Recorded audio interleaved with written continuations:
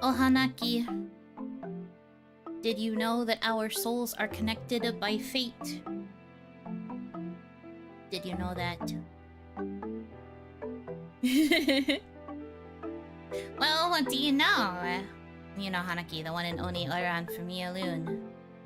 Hello, everybody. Happy Monday. Happy OniMon. Welcome. Go crazy. Why are we going crazy? Are we hyping because it's OniMon? Or are we hyping because something else happened? Is good day?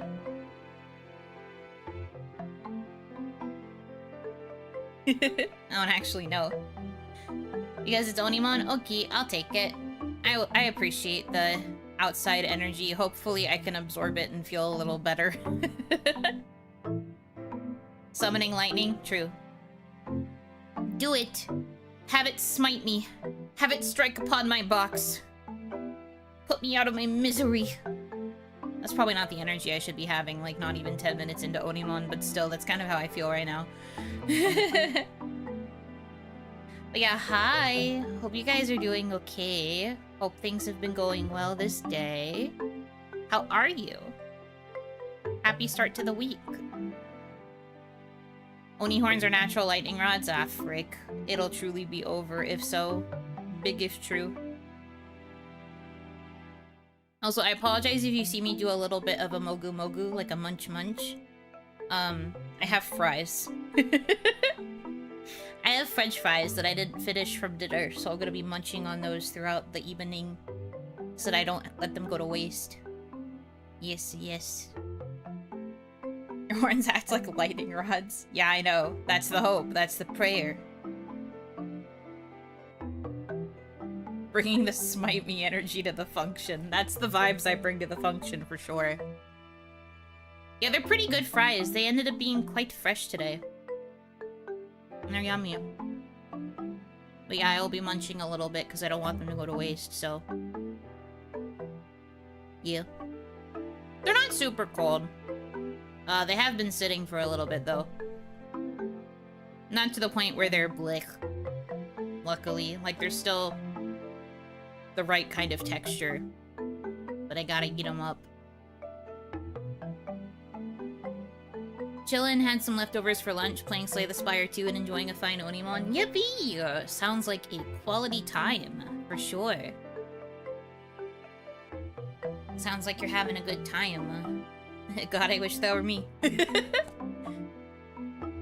Well, I'll probably start having a good time here in a bit as OniMon progresses, I'm sure. Slowly chipping away on Ghostwire Tokyo. No spoilers! Because that's the game I'm going to play if I end up laughing during my try not to laugh. Also, speaking of, I guess, as a little bit of housekeeping.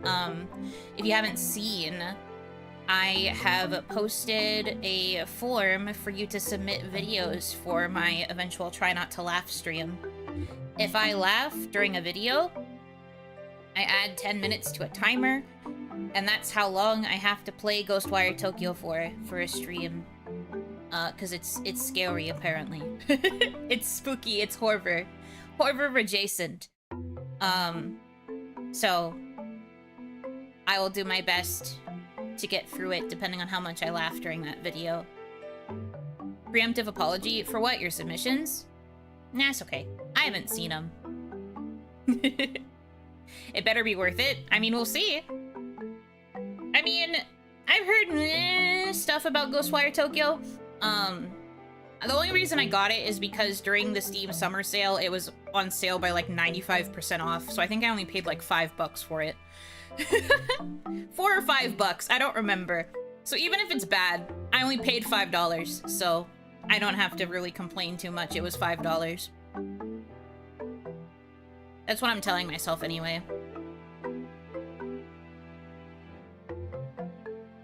5 doll hairs. Yes, exactly. I really need to stop coming to these as a puddle. Yes, I would prefer you come here as a solid object, not liquid. But Otsu, I hope you got through the day okay, even if you are a puddle. It's crazy how much games can be discounted after a few years, right? I agree, yeah. It's also crazy how some games get, like, very small discounts even if they've been around for years. I was talking to a VTuber friend about Bustafellows the other day, and she mentioned she wasn't sure about buying the sequel despite really wanting to play through more Bustafellows. She just finished the first game and wanted someone to talk to about it, so I was like, hello! Hi, hello, hey! So we talked a little bit about it together, and I mentioned that I really liked the sequel. And she was like, I'm not sure if I'm ever gonna pick it up, because it's a little expensive. And I was like, that's fair.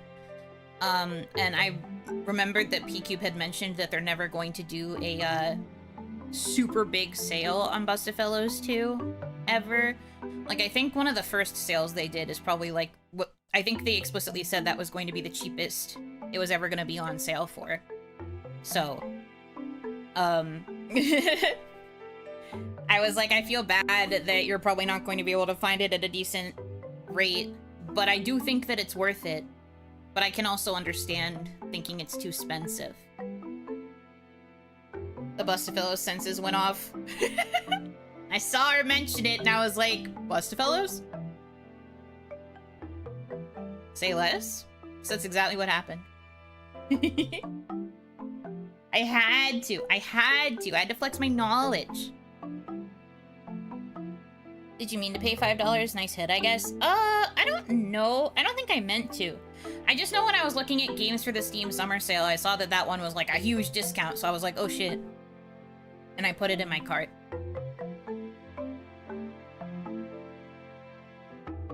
During the summer sale, I did have a lot of games initially in my cart. Well, not a lot. I think I had like 5 or 6.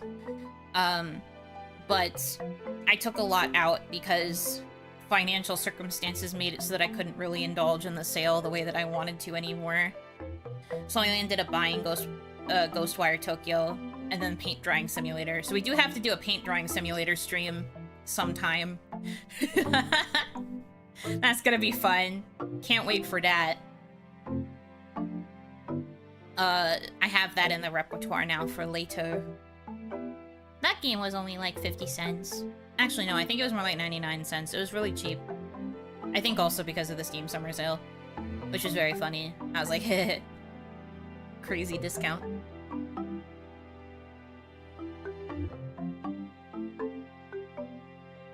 Paint Drying Simulator did not have that on my bingo card. Hee hee hee. I know it existed because a streamer that I like has played it on stream before. Well, played, air quote.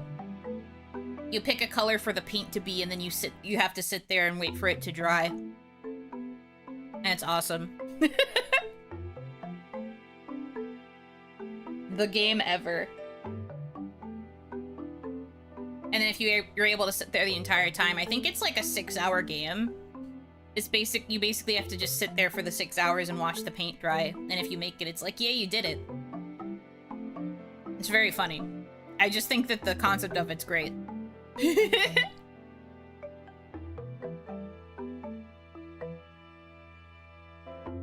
Also, one of the paint colors that you can choose is Yuno Hanaki purple, so works out for me. We can watch the house dry in Yuno Hanaki colors. And by Yuno Hanaki colors, I mean my actual image color, which is the very, very pale purple. And I think that's pretty neat. Love that for me.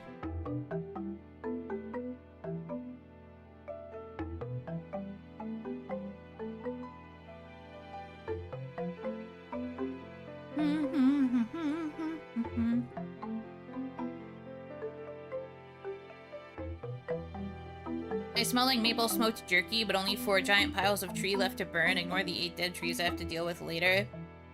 Oh no, not all the dead trees. That's so sad. I think that smell is kind of pleasant, though. I certainly wouldn't mind it. Glad you are making progress.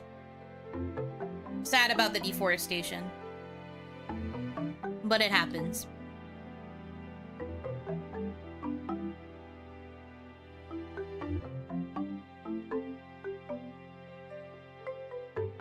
The tree in my front yard is basically dead, but as part of the contract I have with the property managers, I cannot do anything about the tree.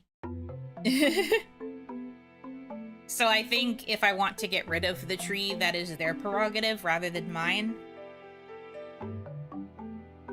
But it did cause problems this past winter. I don't remember if I ever talked about this, but one of the branches fell off and ended up in the driveway, and it was like too big and too covered in snow for me to move, so I had to contact them, and then they moved it for me.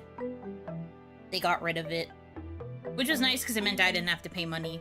I checked to see how much it would cost for me to pay somebody to take it out, and it was really expensive, so I was like... Price is averted, though. But that poor tree has seen better days, for sure.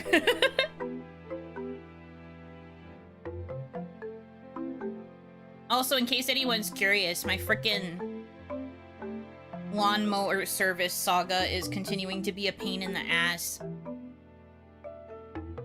They have transferred my service between, like, 4 different guys at this point. And today it was like, the mower has, released your job. And I was like, why? Because the last update I got from him was like, oh, weather issues, or maybe it was tech problems. It was one of those.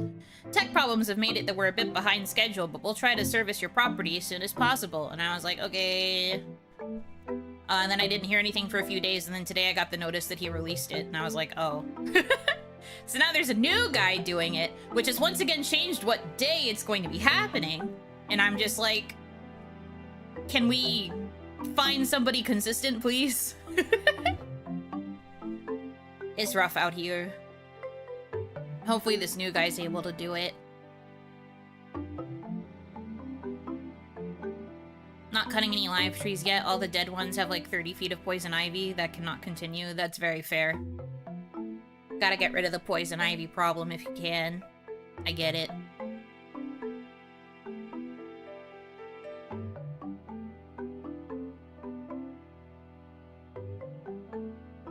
How's your day going, by the way? Not well. But I'm fine. Ultimately, it's very minor inconveniences is all. I'm just doing my best.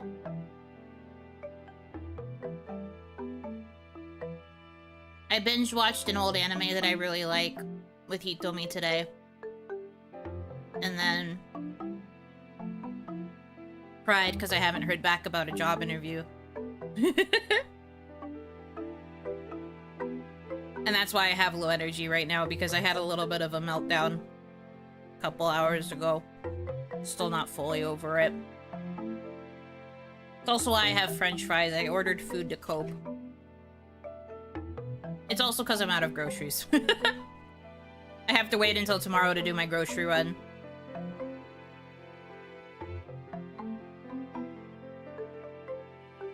The same one from last week? Yeah. I was supposed to hear back today if I made it to the next step, but I was told that I can contact them tomorrow morning to see if I am still being considered for an interview, and then they'll try to schedule me. But I don't know how likely that actually is.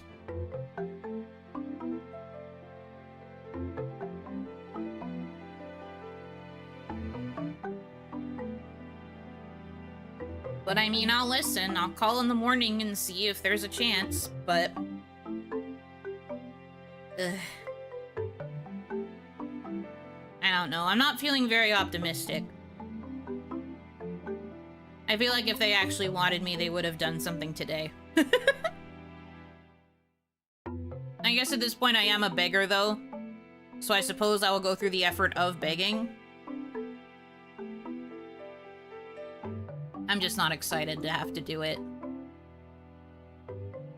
I was really hoping that it was gonna be more eagerly done, but it wasn't. Wasn't and isn't. It just makes me a little sad. Hard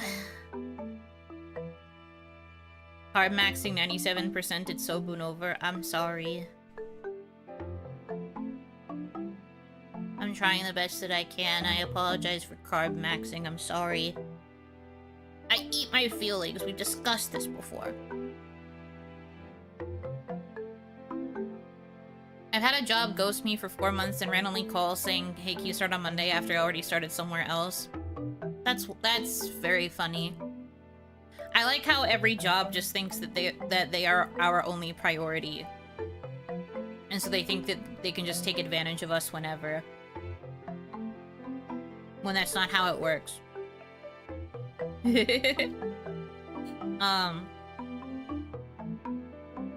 But no, this interview is supposed to be a video interview with the person who manages the section I'd be working for, I guess.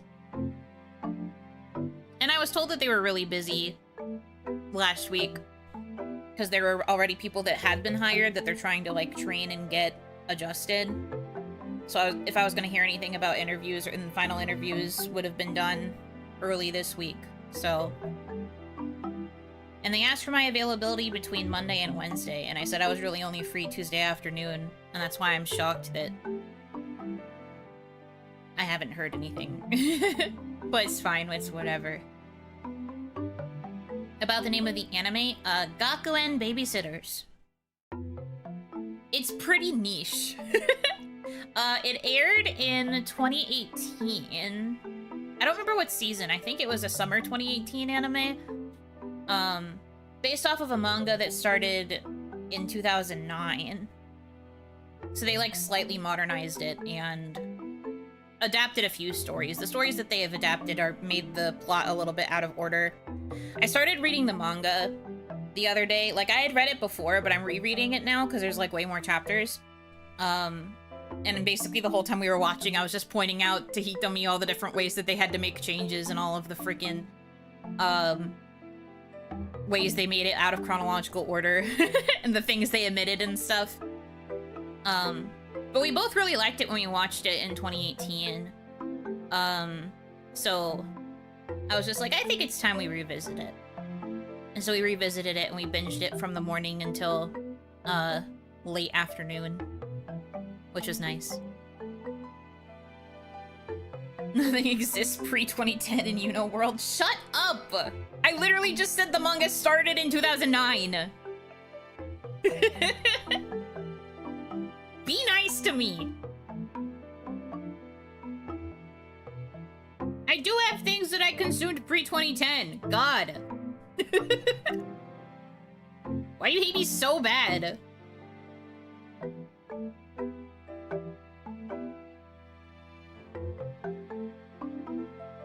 Would make a good bingo card? What would? The differences between the anime and the manga? That's not really... I don't know if there's so much a bingo as it is just, like, comparisons. But no, it's really cute. It's a very wholesome show. The premise is that there is a young boy who has a very young baby brother. There's, like, a huge age gap between them. And their parents were, like, eclectic... Not eclectic, that's the wrong word. Eccentric world travelers. So they traveled a lot and left him to take care of his baby brother all the time. They died in a plane crash, the parents. And so they get adopted by somebody who also lost, like, her son and her son's wife in the same plane crash. And she's headmaster of a school. In exchange for her taking them in and, like, letting them stay in her giant mansion, she has the oldest boy, Ryuichi, work for the school's daycare as a babysitter, because the son had tried to open up, like, a babysitter's club at the school, but no students were interested. But they have him come in, and basically he helps out the actual, like, worker there.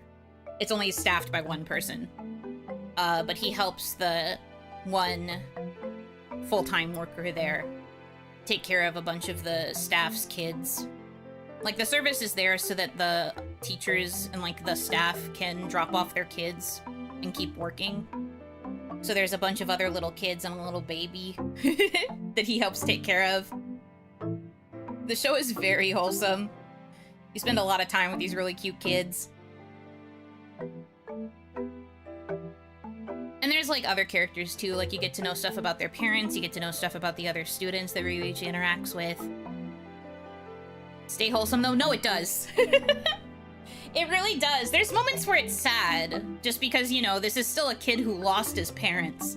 The first episode, Hitomi and I were talking about this, the first episode really does a good job of, like, gut punching you and making you feel emotional about the main characters, so you actually feel, like, invested in them and their well-being.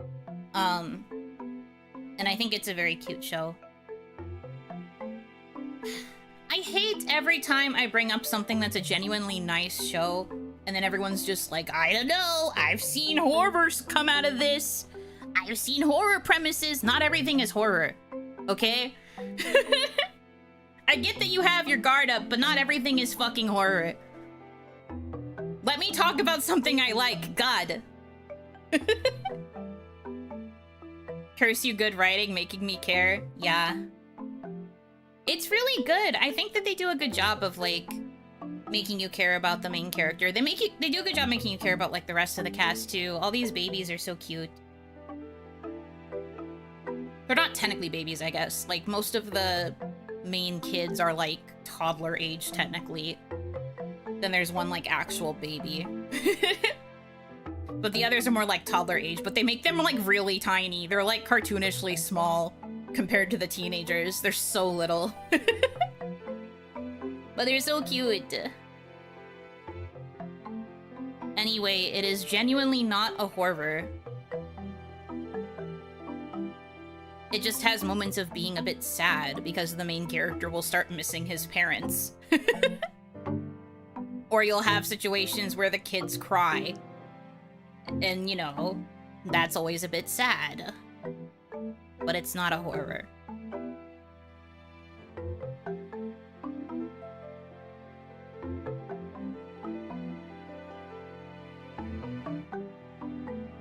But anyway, it's cute. It's really good if you want something wholesome to watch.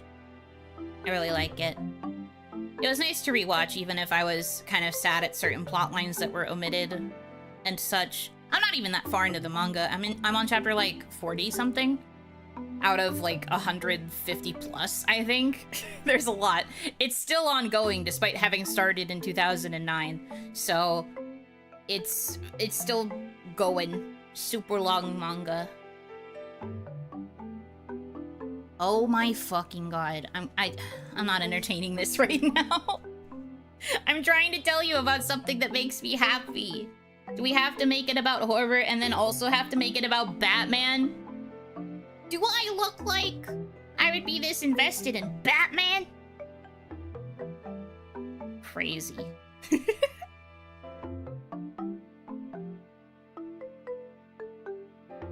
No.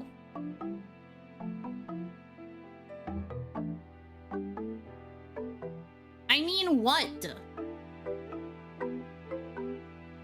What manga is it I just got here? Gakuen Babysitters. The manga does not have a localization.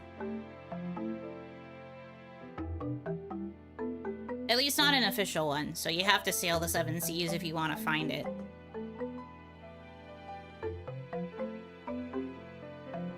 You did say kid who misses his parents is the first thing I thought about.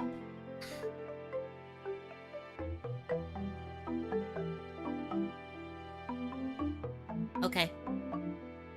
I guess that's fair if it's the first thing you heard. Doesn't it have an anime? Yes. That's the whole reason I'm bringing this up. I binged the anime today. I binged the anime today. I had already watched it in 2018 when it aired. And I binge watched it again with Hitomi today.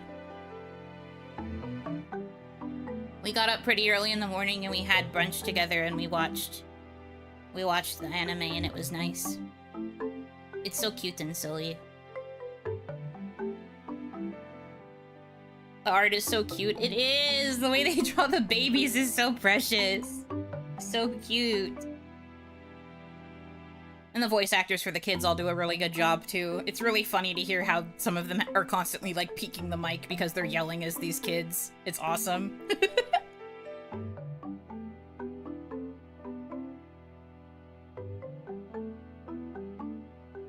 Yeah, the manga is really good. It's still going. From what I have seen on the website that I'm using to read it, it's like 150-ish chapters. Maybe a little more, maybe a little less. I don't remember. I'm on chapter like 40-something. But it's really good. I like it very much. And the anime also does a pretty decent job. The babies are so precious, I forget his name, but MC's younger brother is Heart of Gold. Kotaro? Yeah. Kotaro is so cute. So precious. On the topic of watching anime, I've started watching one myself. I won't be specific, but it's a zombie-related one on Hulu. I mean, you can be specific if you want. Doesn't matter to me. I also feel like it doesn't really narrow it down. There's a couple different anime about zombie stuff.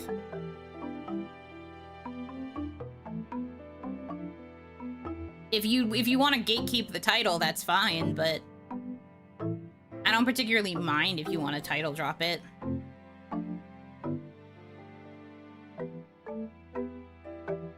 High School of the Dead? Oh, yeah, I've heard of that one.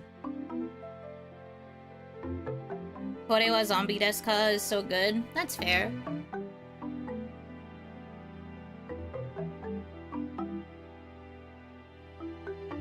But yeah, I've heard of High School of the Dead.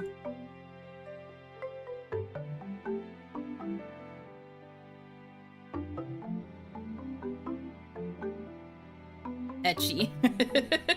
Oh, is that why you didn't want to name drop it? Is that why? I see. Manga is 27 volumes, still ongoing, dang 17-year run. Yeah! I have to wonder if they've been properly, like, aging them up, because I know, at least where I'm at in the manga, at least a year has passed because everybody's a year older. So I wonder if time keeps passing. I haven't really, like, gotten that much farther than where I'm at, so... I'm curious about it. We'll see. Crazy that I was looking a bit into that yesterday. R.I.P. the author. Oh, did the author pass away? That's rough. 07.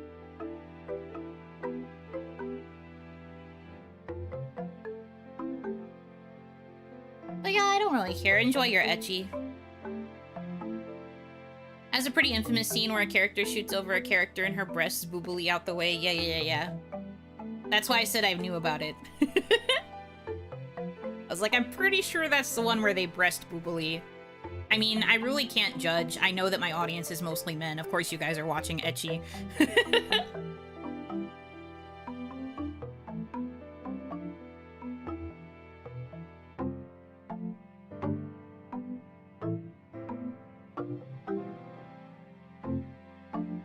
No biggie to me.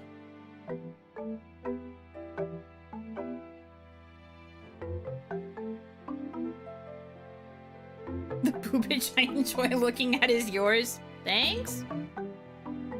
Thanks, I think?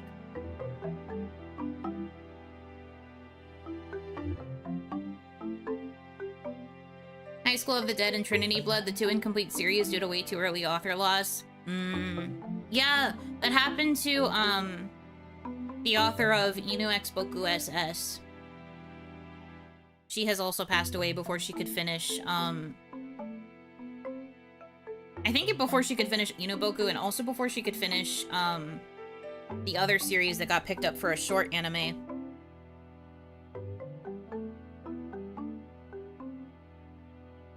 The magical girl and the evil villain used to be enemies? I always forget what the English title is. It's so freaking long. But it's also really cute.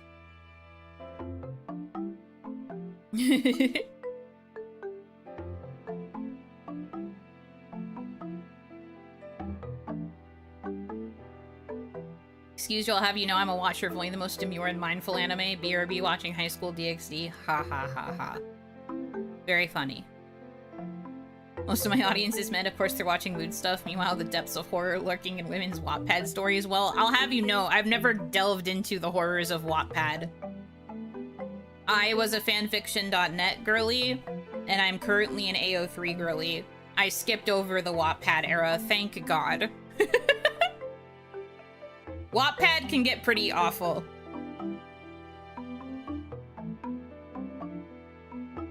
And the worst part is they're not even written well most of the time.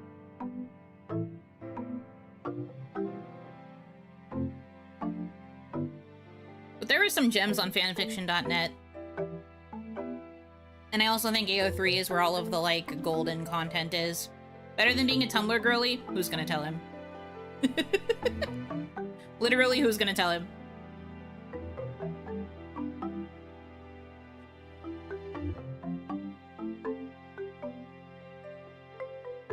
But I never read Tumblr fanfic. The only stuff I did on Tumblr was, like, active role-playing. So I was basically writing fanfic with other people.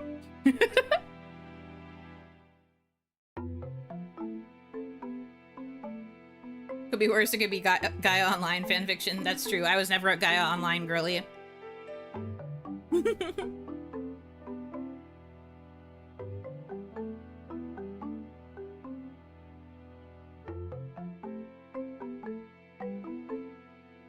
Imagine thinking for a second Yuno wasn't a Tumblr girl. I feel like just my core personality is very Tumblr.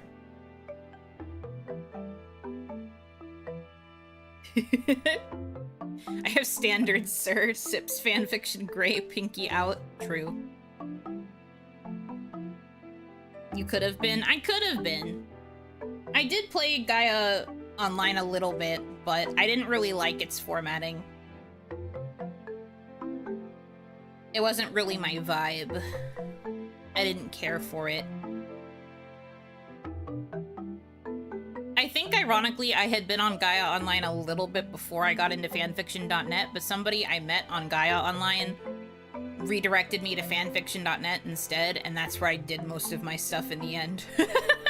Which is also, I guess, partially how I ended up on Tumblr, too, although the gateway from that was I was doing a lot of RP on Homestuck forums and Homestuck IRCs. They had like a there were a couple different ones. There was Trollmingle and there was I forget the name of the other one that I used to use a lot. But that was more of a general like chum chat sort of thing. I forget what it was called. But I dabbled on those two a lot. I made a lot of friends through those two.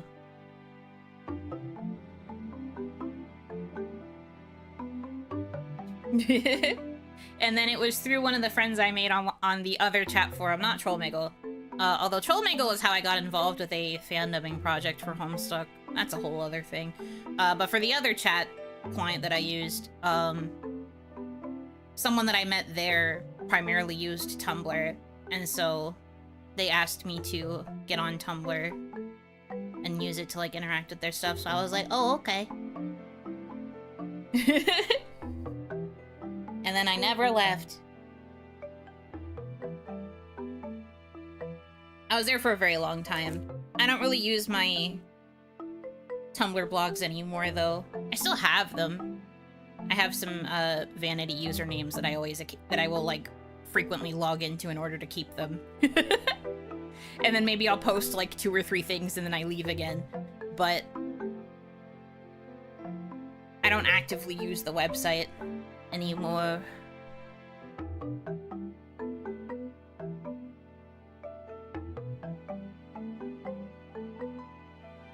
And here we see in her natural habitat, a Tumblr girl. That's very correct. That is basically true. I definitely wasted a lot of days in high school checking the Tumblr mobile app and focusing more on role-playing than I was on my classes. Junior year, Yuno Hanaki was a bit of a menace when it came to primarily being on Tumblr rather than doing anything else. I was deep into weeds. For a lot of reasons. It just kind of shaked out that way, and then Tumblr became a bit of a crutch, whatever the word is.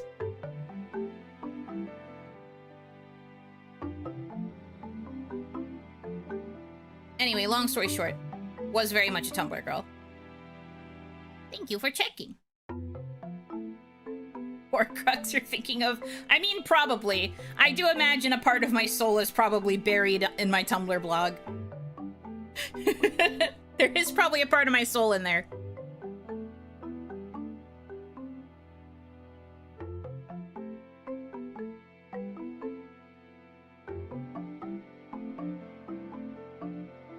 Was it intentional? No. But more than likely.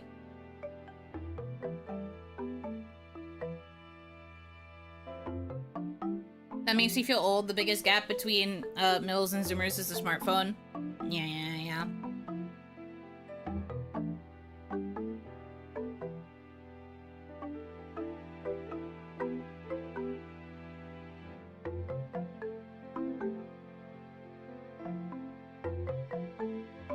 I mean, I used a pretty old phone for most of my high school experience. When I say old phone, I mean old iPhone. I don't think I got an upgrade in my iPhone until my senior year of high school. And then that was the phone I used for most of college as well. Didn't get an upgrade until near the end of college.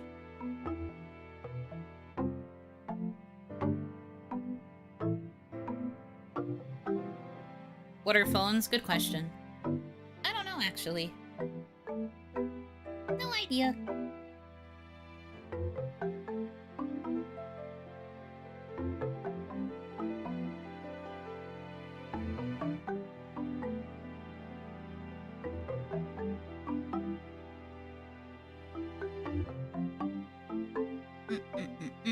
Man, there's still so many french fries left in this container. Once again, I am a slow eater. I was like, surely I must have gone through enough of them by now. Nope. There's still a decent handful in there.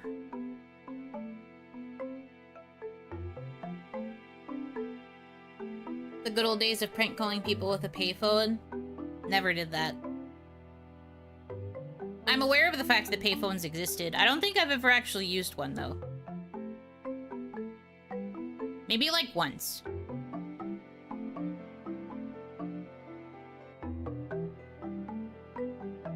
But I don't think I ever used them beyond that.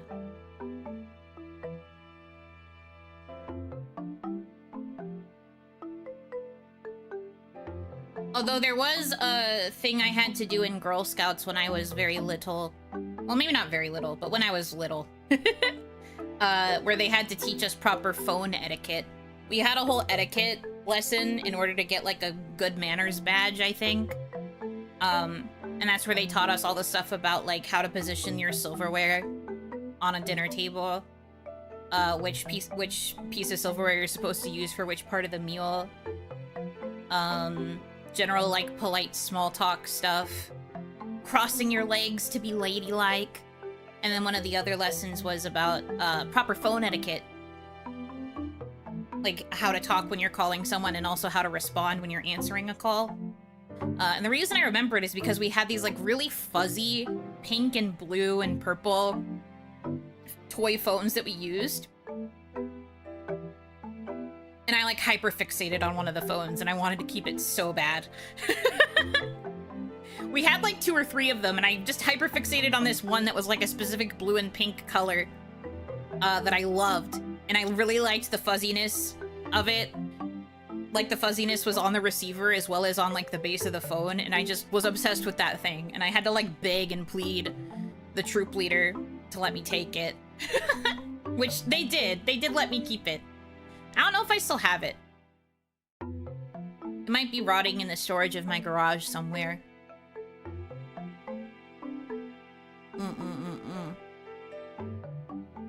Is Buno a very prim and proper lady? I can be.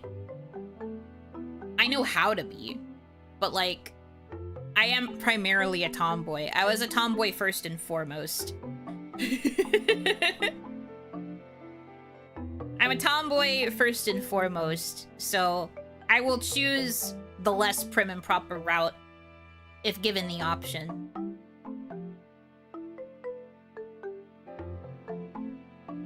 I watched a video of a lady teaching how to pick things up off the ground like a lady, and I was like, I'm so sorry that society has taught women that the proper way of doing things is only the most annoying way. Are you talking about like an actual etiquette lesson, or are you talking about the bend and snap?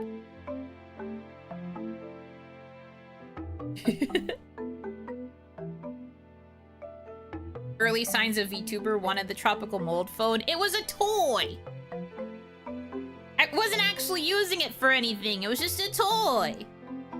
I liked it because it was fuzzy. Rock and roll, no table manners, video games. All of that, except maybe for rock and roll, because OniMama did like rock, but most of the music she had me listen to was country music. I've talked about this before. OniMama was a big country music person, and so that made me a country music person. I liked rock well enough, but anytime it was my turn to share music and I put on country music, everyone was like, ugh, this sucks, ew, country music's for losers, ew, this is so nasty, turn it off, my ears are bleeding, stop! And they just yell and scream and cry until we switch to something else.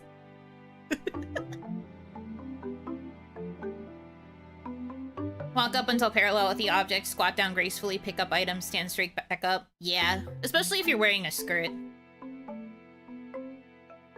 That is indeed correct and the most ladylike way to do it. You're not supposed to do anything that can keep your legs spread, because that's not ladylike.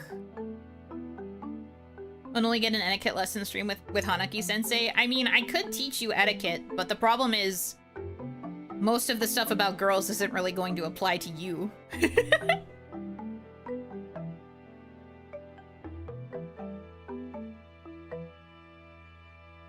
People do love to yell about country, yes. Cute. Do better. Josh Knowles, thank you for the $20 tip. Money for Oni. Money for Oni! Thank you, thank you.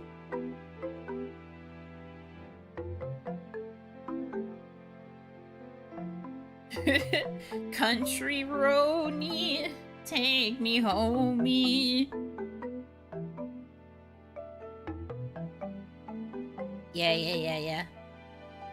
Except not Country Road. That wasn't a song I really knew until VTuber era, surprisingly. OniMama was always more of a, like, modern country than, like, classic or old country.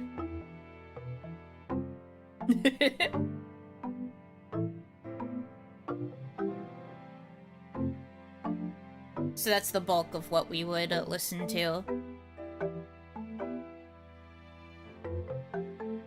Well, I guess whatever the equivalent of modern country was back when we had access to a radio.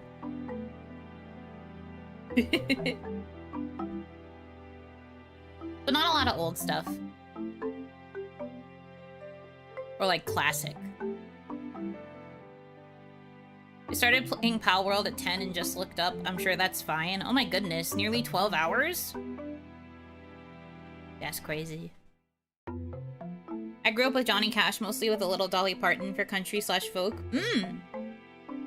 Valid. I think OniMama did like Johnny Cash. Don't remember a lot of Dolly Parton.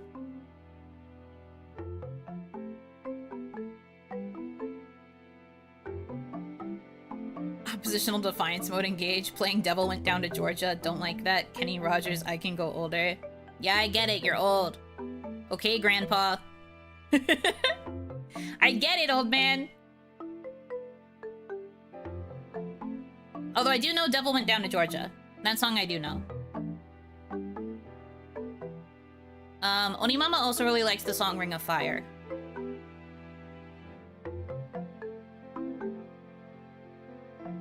That much I can remember.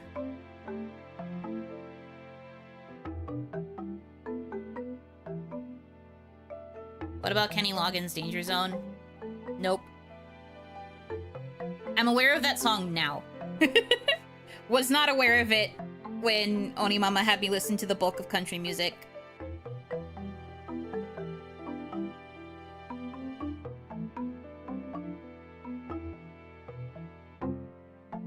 Like I said, most of it was fairly modern. Highway to the Oni zone. No, danger zone-y. Come on, it's right there. It's literally right there.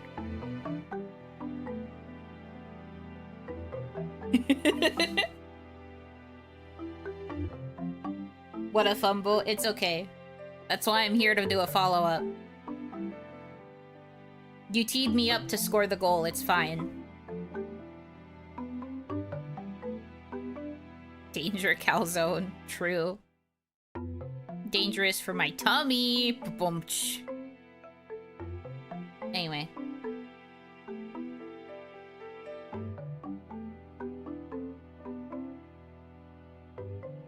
Hey Good Lookin' by Hank Williams Sr. Not familiar.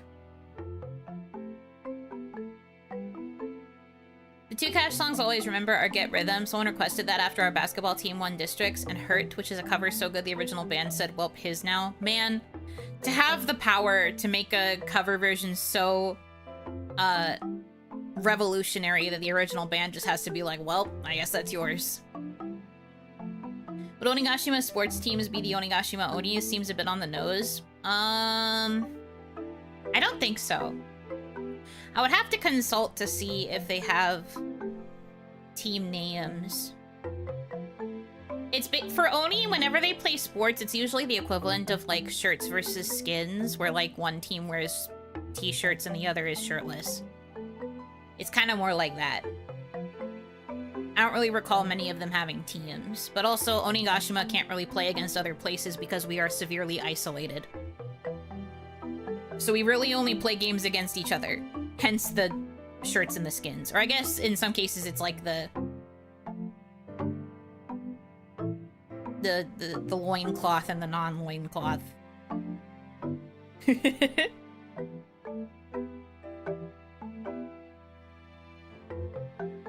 I was like, do I say it? The answer is yeah. The tigers and the oxen? Nah. Not really. Like Super Bowl in the USA? Yeah, kind of. But again, not really like a sense of team names. There are like different Oni clans and different Oni factions, but they don't really like name themselves in that way.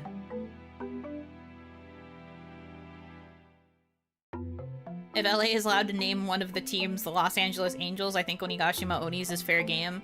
I mean, if we were to enter an international competition, it would probably be something like Onigashima Onis, but we're isolated, so we can't. We're isolated, we're excommunicated, some might even say we are banned. Also, Oni are not good sports. You don't want to play against an Oni team. They will do every dirty trick in the book, and then they will invent new dirty tricks if it means that they will win. You don't really want to play sports against them. It would not be an ideal scenario for you. We'd be a team in the new backyard baseball for sure, though. Oh my god. That'd be so funny.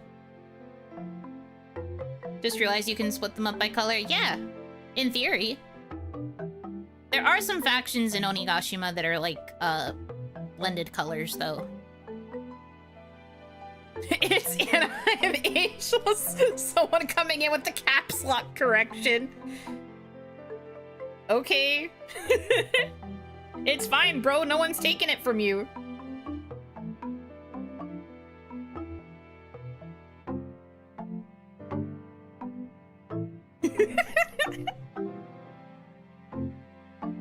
Maybe a random request, but may I politely sniff the Oni? Why? What is that for? Like the Romans had blues versus greens, I bet Onis just do blues and reds. Yeah, that is a pretty common one.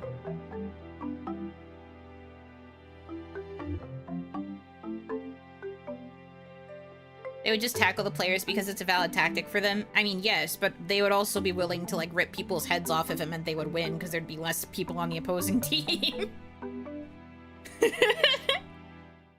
They'd rip people's heads off, they would take the ball and squish it so that the game couldn't continue when they had the point advantage. They'd, like,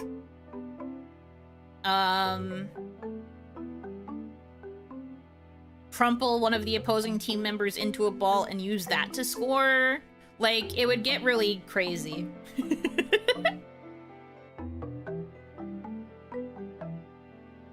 Reasons I cannot say, well then I can't let you sniff.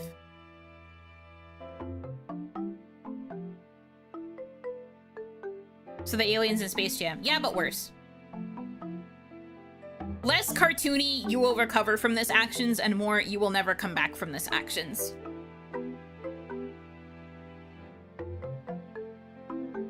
You don't understand the controversy behind the name change? I don't, but I'm still just like, it's okay, bro. They're not gonna take it from you.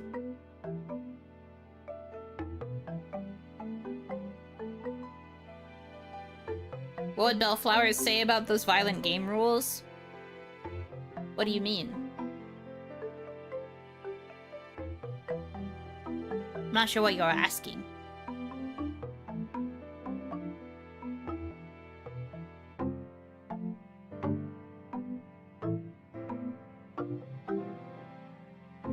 If you're asking about the garden that I spend all of my time tending, it doesn't really feel one way or the other. If anything, I think most, if not all of the plants in Onigashima feed off of the blood of the fallen.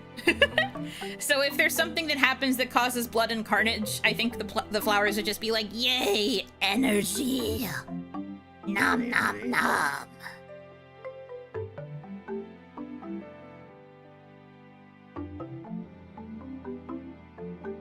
Oni would own rugby. They'd freaking love rugby.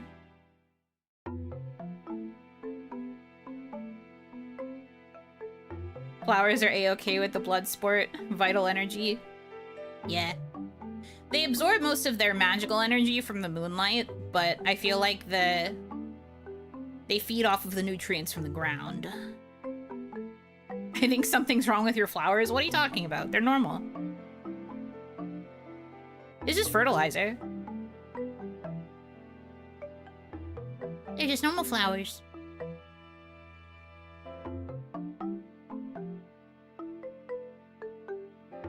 It's fine. See, it's fine. See? See, it's fine. There's normal flowers. There's nothing to see here. Right? Nothing at all.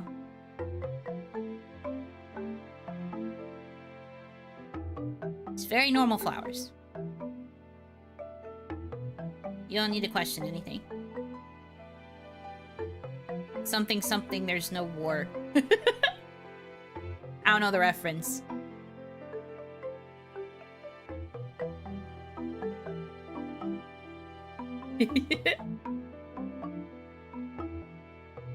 You're so right, Ms. Hanaki. I was wrong. Normal flowers, normal fertilizer. Yep. Normal flowers.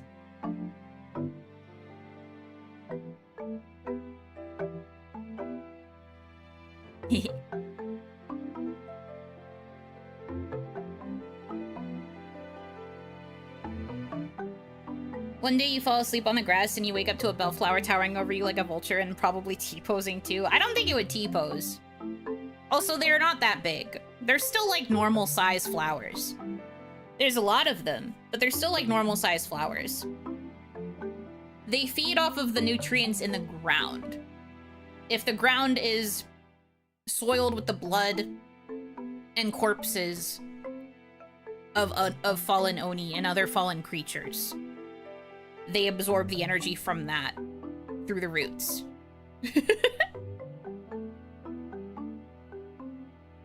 Don't think I've ever seen a bellflower in my life. They're very pretty. They're such pretty flowers.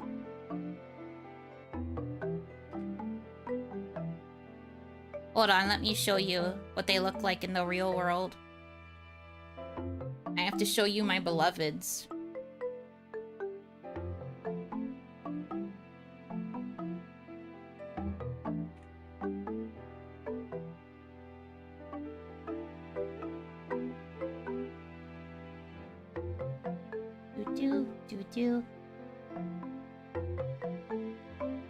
Look at these. Aren't they pretty?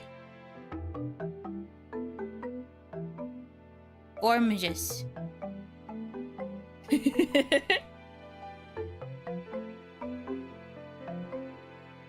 You smell of hypnosis? Well, firstly, hypnosis doesn't have a smell. Second of all, I told you you're not allowed to sniff.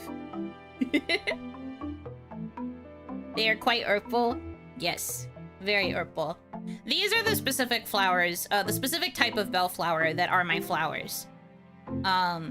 Technically, the English name for them is balloon flower, but they are a form of bellflower, subsect of bellflower. But they're balloon flowers.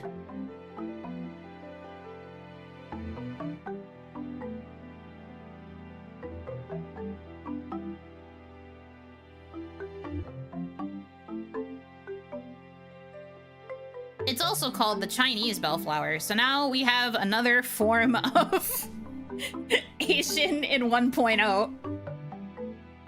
A Japanese-inspired girl drawn by a Korean artist with Chinese flowers on her thigh.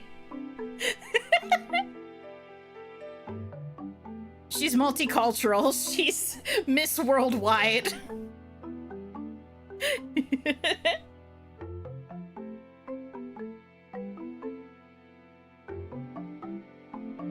Miss Asia? Yeah, Miss Asia. Up to 500 species of bellflowers? True. Yeah, there's a lot. But specifically, the ones that are tied to me are the balloon flowers. Miss Worldwide. Glad you take joy out of that one.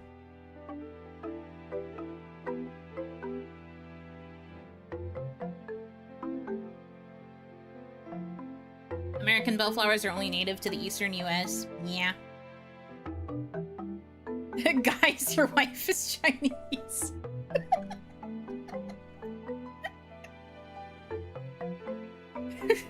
This shouldn't make me laugh so much. But yeah, they're really pretty. I don't think I've ever seen them in real life either. At least not this specific, this specific species I have not seen. But they are very pretty. I love them. I remember when we first got access to our designs, Kaya and I were like searching far and wide to try and figure out what the flower was on the tattoo. We were just like, what is this? We weren't sure at first. Like, we were trying to like reverse image search based like by taking screenshots of and like cutting parts of the thigh to try and get the flower. We were getting a ton of contradictory results. And then finally, when I finally had my meeting, I was like, hey, what flower is this? And management was like, we're pretty sure it's a bellflower. And I was like, oh, okay. And I messaged Kaya, like, confirmed bellflower, and she was like, I knew it. Because she had been suspicious. She was like, I think it's a bellflower, but honestly, I don't know. Glad they were confident in the answer. The worst part is that it's not labeled, like, in the model files on 1.0. It was just labeled as the tattoo. Everyone looked at each other and went bellflower, I guess. I think something similar also happened to Kaya with the ninja model. She wasn't sure what the flower was supposed to be on the pattern. So she just was like, I'm gonna claim that it's this. And management was like, okay. They didn't really care. They were like, sure. If it looks enough like it, then okay. Nice. Reference sheet, the fug is that? Well, if you will recall, my 1.0 reference sheet didn't even have a separate reference for the tattoo. But my new one does. Everyone say thank you, Mama. Generic fantasy flower. I don't think they ever thought it was just a generic fantasy flower. Like I said, they were fairly certain that it was a bellflower, but admittedly, they were not fully confident.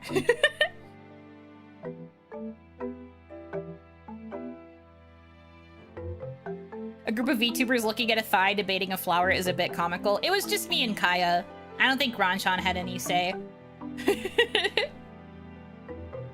Because in the beginning, when Hanamizuki first formed, like, Ranchan was only present for like a day, and then she had to go on a trip, so she was gone for like a majority of the debut prep period.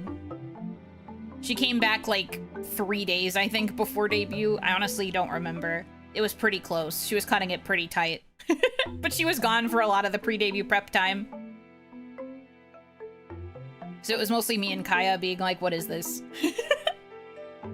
And arguing with each other like, what is this?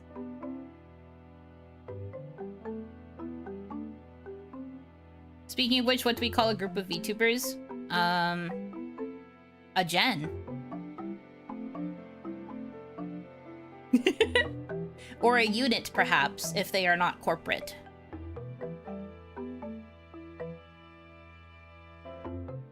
A bankrupt? I don't know about a bankrupt. You're so smart. Thank you. I'm a genius, actually.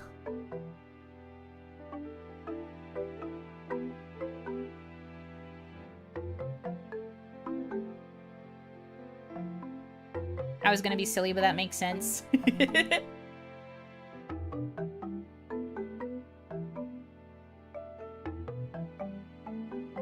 But yeah, I think you would say a gen or a unit. Something like that. Even if it's a big collection of them, I think calling them a unit is probably still applicable. It would just be a big unit.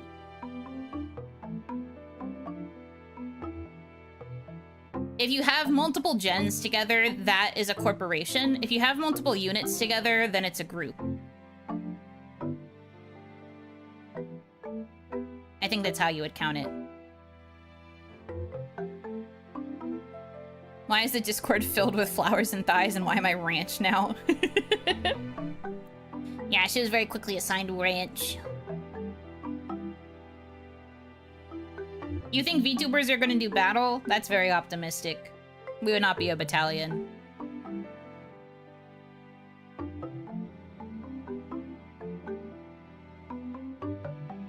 A group of VTubers would be a psych ward. Why are you so mean?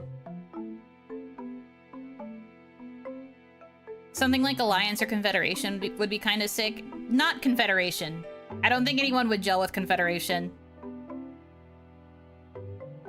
Alliance, probably the better of the two, but still not ideal. I don't think many VTubers would gel with anything that's too militaristic sounding. Combative. I don't think anyone would really gel with that.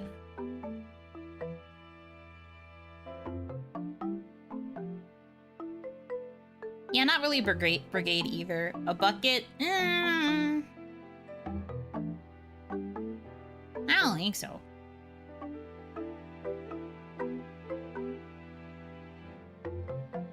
I think you can only use a bucket if it's a bunch of crab VTubers. Then you have a bunch of crabs in a bucket. Murder Squad is out of the question? Yes. Especially because saying things like that on YouTube will get you banned. Get you bonked, get you banned, get you destroyed. A mischief of VTubers? Meh. I think the funniest word for a bunch of VTubers would be a gaggle. I think a gaggle of VTubers makes the most sense.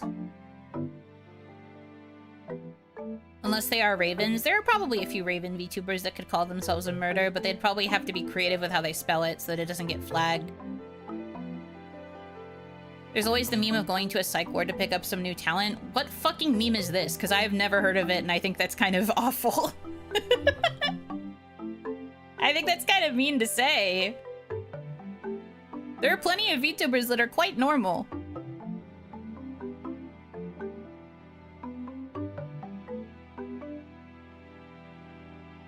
Hello, Hanaki, welcome in. If they were all bird VTubers, they'd be a flock. If they were all grazing mammals, a herd. They could be. Give me 3 examples. You know Hanaki doesn't count. What do you mean I don't count? Rude. Bouquet of VTubers? I like Bouquet. Bouquet is cute. Your VTuber is pretty? Thank you.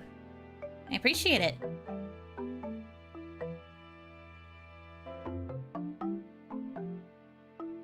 An entire company got branded with that by another VTuber corpo manager talking with their CEO. Okay, but that's one specific group, or well, one specific corpo in this case. I don't think it's fair to then say that about every VTuber ever. That just feels kind of mean.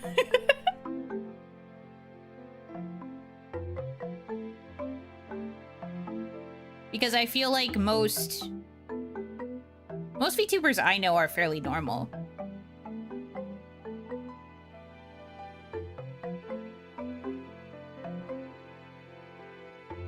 But maybe I am an outlier, and I've only managed to be friends with the other normies.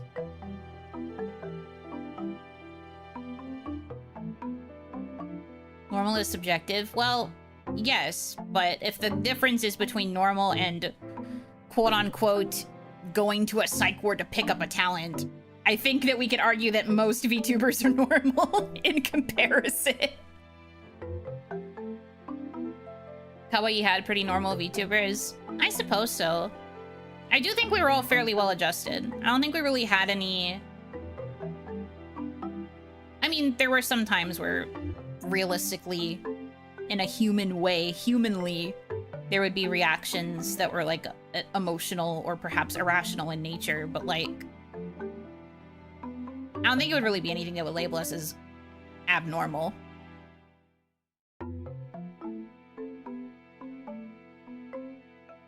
Guys, seriously, let's try and be nice. I understand that it's a joke that was spread by a particular agency, but I don't really like it. I don't think that's very nice.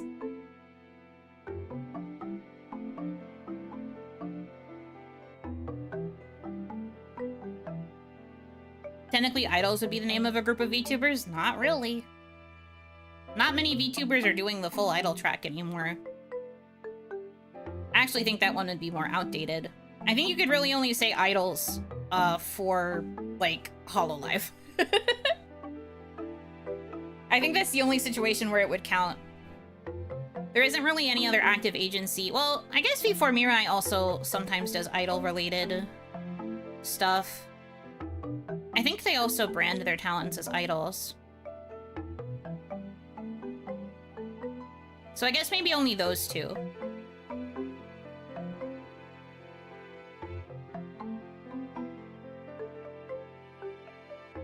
Or Oshis. No, Oshi would only be for VTubers that you are a fan of.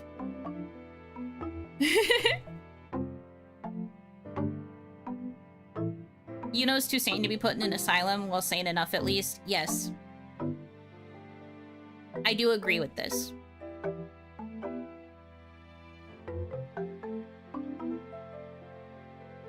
I would be called high functioning. Where they'd be like, yeah, she does have probably a handful of mental illnesses, but she's well adjusted enough that we don't really need to worry about her. An actual evaluation I got at a point in my life. So, you know.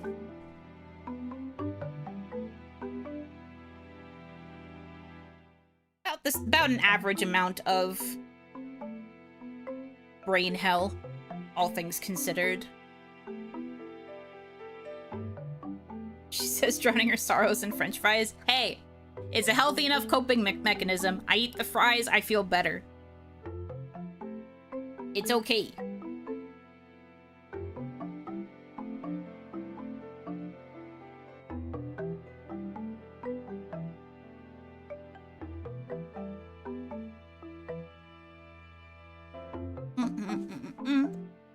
Eat large, fry singular, happy go up. Exactly. How'd you know I only have one large fry? You spying on my order?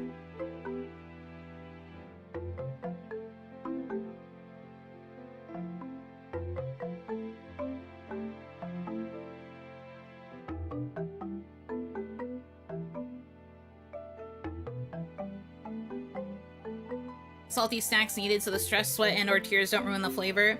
Well, I did also get a milkshake, but the milkshake was like very melted by the time it got to me. So it was not really fulfilling. I found an image of a stop sign that said stop and I thought of you. I retweeted that on my sub account.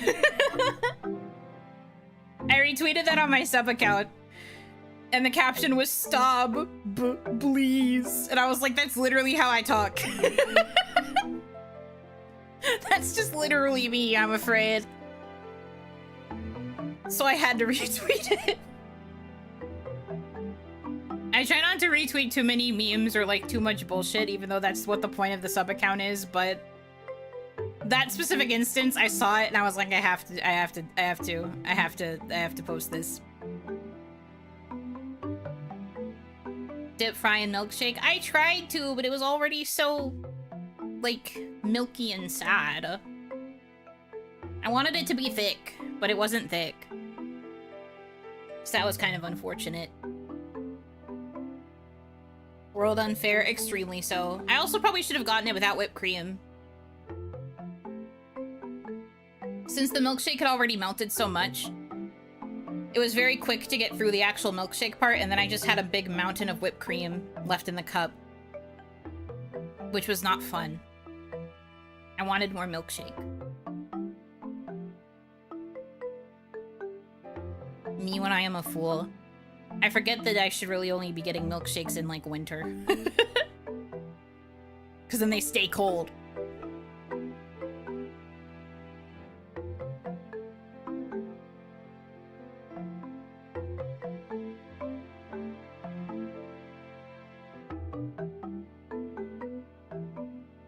But it's fine.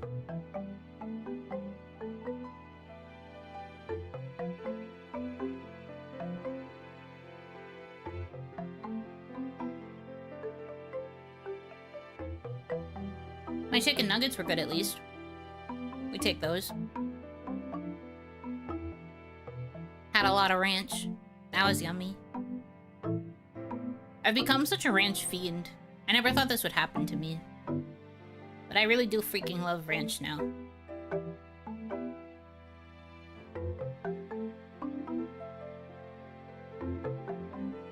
To the point where if they don't include the ranch in the bag when I order my nuggets, I'm like, what the hell? You hate me. So then I have to go get my bottle from the fridge. Which in the end does mean I get to use a lot of ranch, but it's still just like, man, I asked for the ranch. Why didn't you give it to me? Guys, I did it. I finished my fries.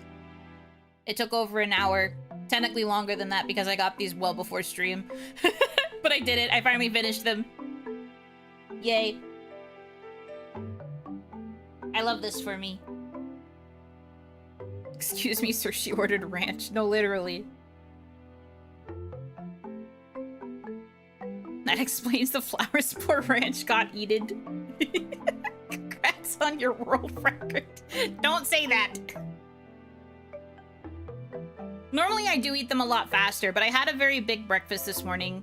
And so I think that I was just not as hungry as I felt like I was when I placed the order. So that's on me. That's my skill issue.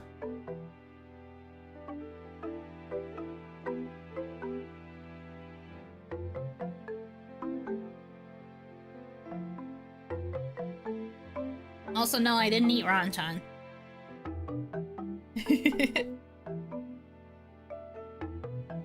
I did not eat her. Even if I did, I don't think she would have turned into a bellflower. Ron is an orchid. And there are no orchids in my theming. Yet? No, that's not how it works. She added to life. No, she didn't! No. She went away on a mission forever. So I couldn't eat her.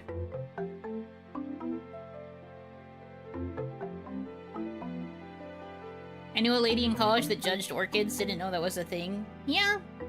There's a career for everything. Doesn't go straight to the thighs. I didn't eat her, is what I'm trying to say. Please.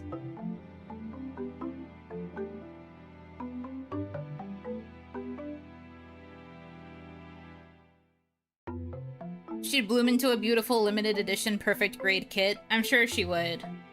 It's what she deserves, honestly.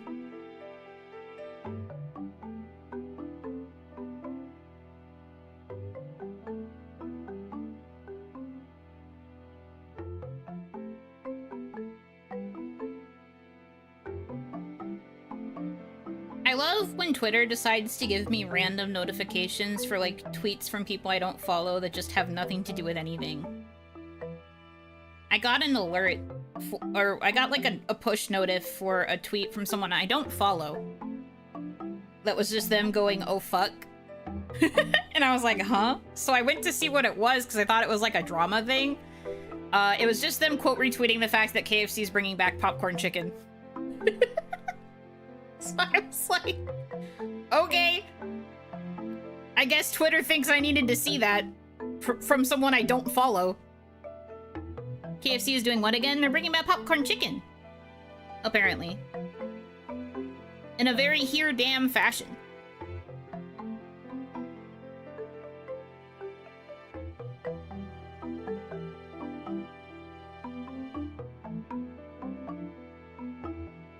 If Twitter is gonna force random notifs on something, bringing back popcorn chicken is what it should be about.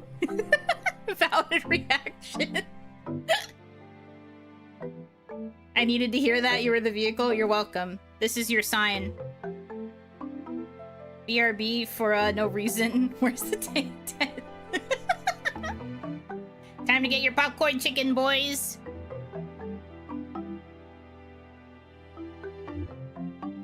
I mean, I guess that's fair. The only place that they had it was for, like, the famous bowl for a while, right? But now they're selling it, like, separately again. Popcorn chicken. You know, I have so many questions. Is it popcorn with chicken? Is popcorn? It's chicken. What is this? Popcorn chicken is, like, really tiny, boneless little bites of chicken. Like, it's popcorn chicken because it's really tiny, like the size of a popcorn. It's like a nugget, but even smaller. Like, think of the size of a nugget, and then, like, a popcorn chicken is much smaller than that. As boneless. Chicken for kids, yeah. It's, like, real small. In the case of KFC, they usually use it as, like, a topping on top of their famous bowl, which is, like, a bowl of mashed potatoes, gravy, corn, the bites of popcorn chicken. I think that's it. And then you can eat that with a spork. It's just like a tiny little bite of chicken. I love popcorn chicken. Hi, Lynn. We were just talking about how I got a push notification from a random account that I don't even follow that was like quote retweeting the announcement that KFC was bringing back popcorn chicken to its menu. And it was just this person going, oh fuck. So I got a push notif that just said, oh fuck. And I was like, what? And it was about KFC chicken. Which, I guess now that I'm looking at it, maybe it is on brand.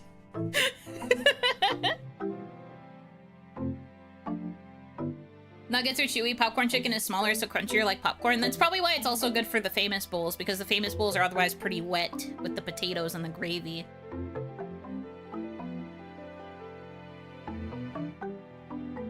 Popcorn chicken is an excuse to eat batter and dipping sauce with enough chicken to make it seem like you didn't order batter scraps. True.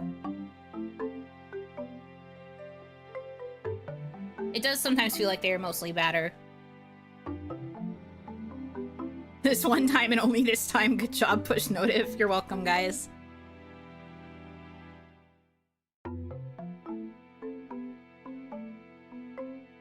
Double Down is still better next to that popcorn chicken. Did you eat the Double Down? Did you like it? I love food, but I was too scared to try the Double Down. Even I was intimidated. I was like, I don't know if I could do that. That seems a lot. That seems sodium bomb to me. I was too scared. If they ever decide to do another run of it, I might try it just to say that I've tried it, but when it first came around, I was like, no, not for me. Enjoyed that for what it is? Oh, well, that's good to know. Ate the Double Down and is still alive. I know, shocking. I feel like that would destroy even me, and I love food.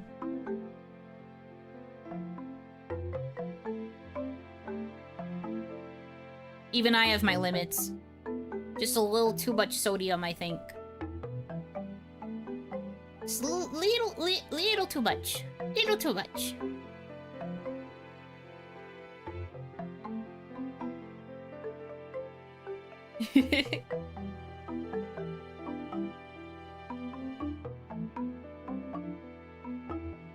I haven't had KFC for a long time, though.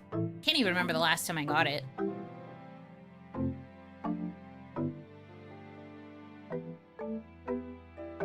It's been a while. I can like vaguely remember the situation in which I was eating it, but I can't remember what day it was. But it was definitely like a long time ago. I think it was before 2.0 debut. I want to say maybe November or December. It's been a minute. Maybe this is a sign. Maybe this is Twitter trying to tell me Chipkin moment. Not anytime soon, though, for me. I gotta prioritize getting my groceries first.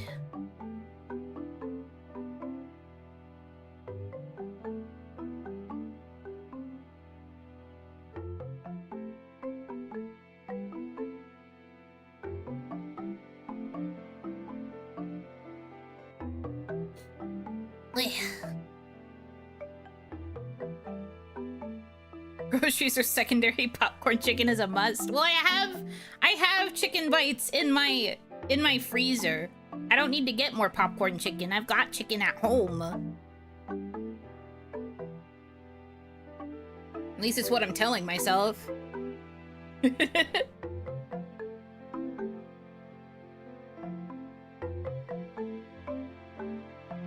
I gotta resist the urge. I cannot fall to the demonic urges. At least not anytime soon.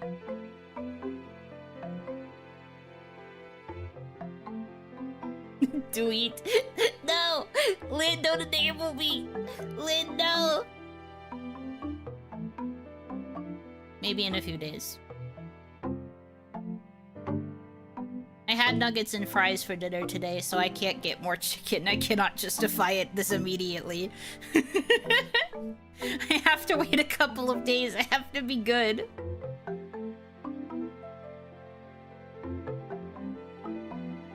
Well, Hanaki, happy OniMon to you as well.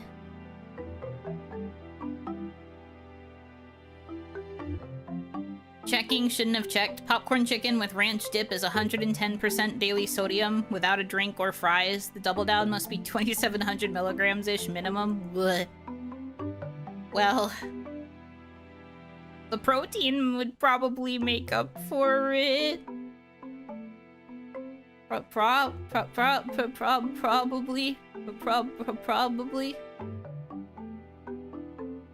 Since you have both Lynn and Kaya, does that make them both a devil on either shoulder whispering at you? Yeah, probably.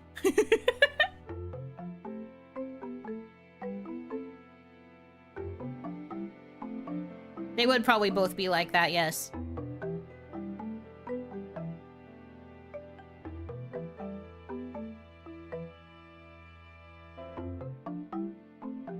The Taiwan-style popcorn chicken at the boba tea shops are great with chili powder. The boba tea shops near me in Onigashima don't usually serve that kind of savory food. They might have, like, small, little side dish type savory snacks, but it's usually nothing like popcorn chicken. I could maybe get, like, a dumpling, or, like... Oh my god, takoyaki? I forgot the word for a second. I can usually find stuff like that, but it's usually not popcorn chicken.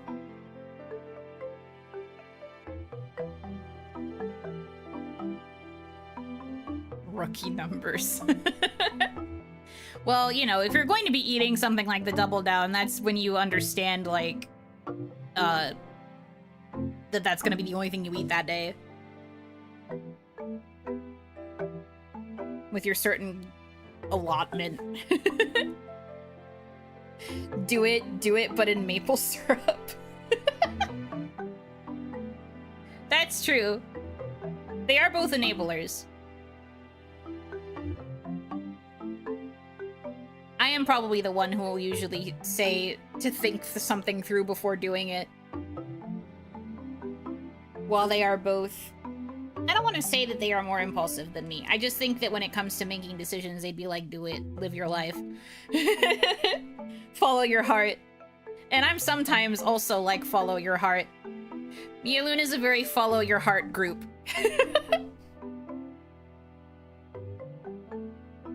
Follow your heart, live your best life. We're kind of crazy like that. Just send it. True. Just full send it. That's very Mialoon core. In a positive manner. People don't think it be like it is, but it do. It really do be like that, yeah. Fuck it, we ball.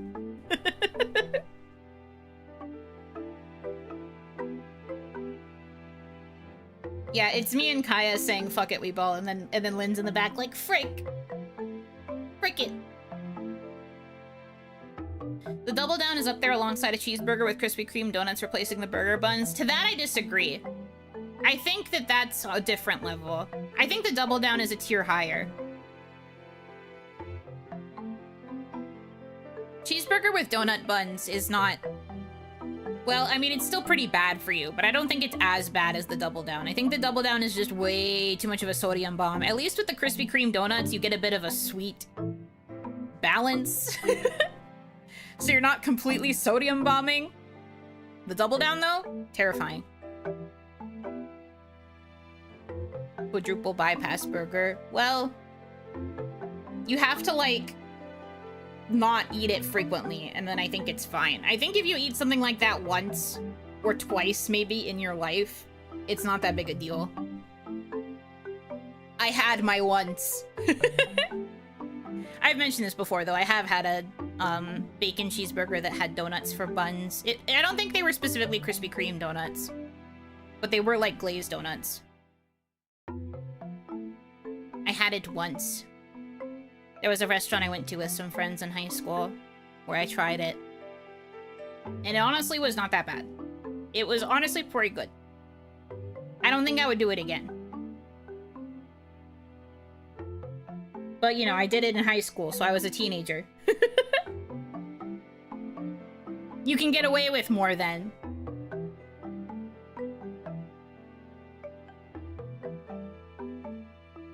And I've just never had an urge to have another one since. Those things are a few days worth of calories. Well, you also have to understand I don't really eat multiple meals in a day. Even in high school, I wasn't really eating multiple meals in a day. I would often skip breakfast, or I would only have, like, a beverage at breakfast.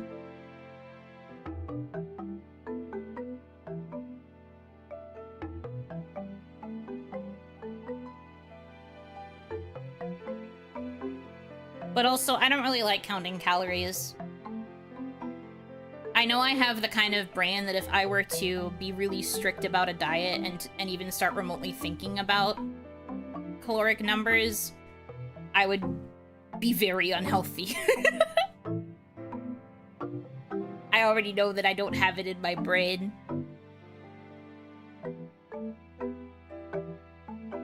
Beverage like juice or just coffee? Just coffee. Wouldn't really drink juices. I'd sometimes have like a bottled smoothie, like a pre-made smoothie. I would bring that to school and drink that before school started. But like otherwise, nah.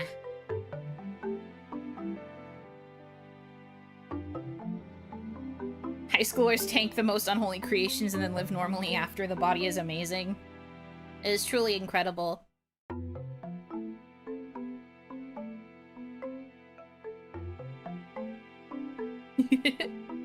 The classic glazed donut from them is only 190 calories. It's only like double a regular bun. So I guess it's not a terrible choice. And then, you know, you're still eating a burger. Which I guess many people would argue is unhealthy just from the jump, but, you know. Pop-Tarts are my thing. I had Pop-Tarts during my class breaks in college. My lunches, quote-unquote, during my school days, because I didn't really cook. My lunches, air quote. So in my first year of college, most, if not all, of the writing courses were 4 straight hours. So I had a 4 p.m. class that would go until like 8 p.m. And then there was another case of having a 12 p.m. class that went until 4. Stuff like that. So we'd have class for 2 hours, get like a 5-ish minute break, and then we'd have more class for the rest of it. So we had a very brief window where we could have a little break and like get water, go to the bathroom, exist, you know? So for me, my lunches during those days, because I had a lot of those kinds of classes, like in the course of a day together, I would eat a small bag of Fritos, strawberry Pop-Tarts, and a bottled water. That is what I lived on during those heavy class days, because it was all I had time to get. I couldn't go to the cafeteria because the cafeteria was in a different building that was too far away to walk.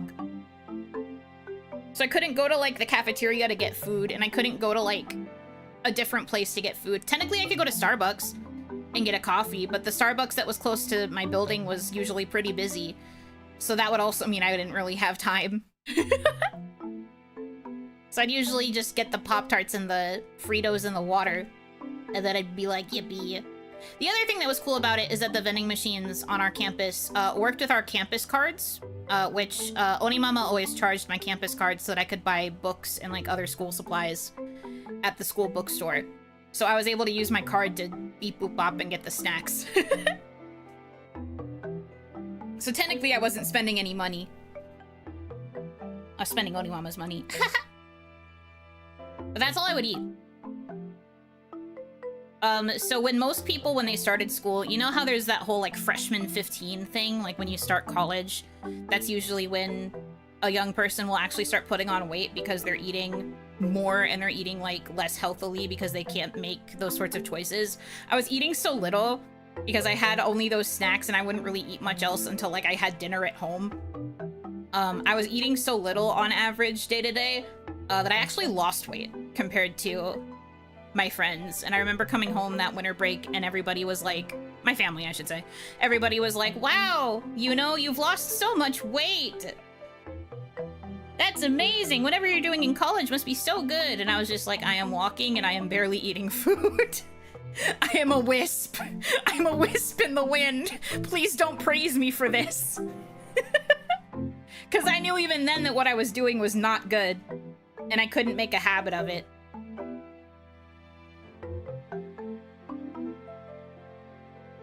Pop-Tart 5 campus card points. No, the total amount of dollars would get charged to the campus card, I think.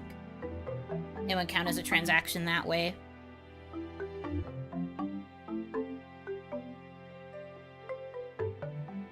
Can relate. I didn't wind up staying with it, but I had a class that ended like 5 minutes before the dining hall closed. Oof. That's very fair. My campus was in a very walkable city, so even though we had like a dining hall, I didn't really go there much. I think I went there like once with a friend, and I was just kind of there to experience the vibes. I never really ate there per se. There were like other places that were more fun to eat at, that were like close to the buildings.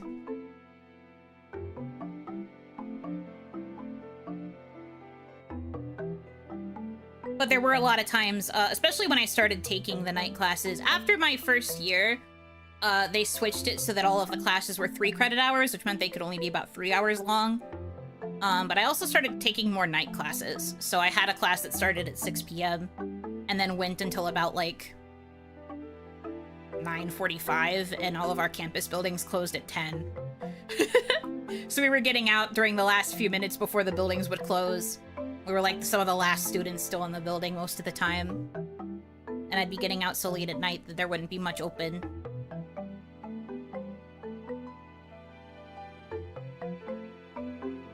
that's when I started making more food at home, even if I was eating, like, late at night.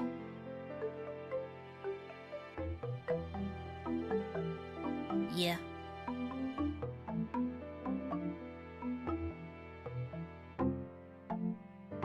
Yuno versus the 1 mile per hour headwind. I know, it would probably blow me over in an instant.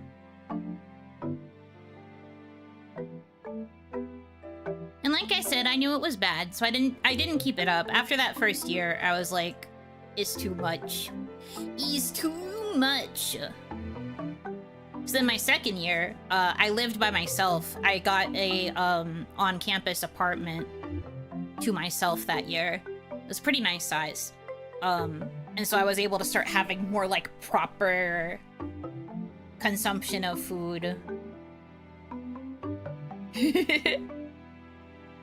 You know, making your own food. The very few things that I can make without ruining them, which is, like, box dinners, instant ramen.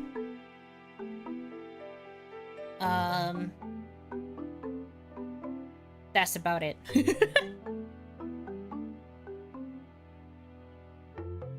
But I would, like, make breakfast. Like, I would fry eggs sometimes in the mornings if I had time before I had to go to class or something. I'll fry up an egg. Didn't really make coffee at home. If I wanted coffee, I was always going to Starbucks. That was probably one of the few indulgences I allowed myself. But I've mentioned this before, too. One of the main gifts that my family would get me when I would come home for winter break was new Starbucks gift cards so that I could take the money and put it onto my membership card. So I had a membership card that got me through most of my semesters because I got enough money from family to last me.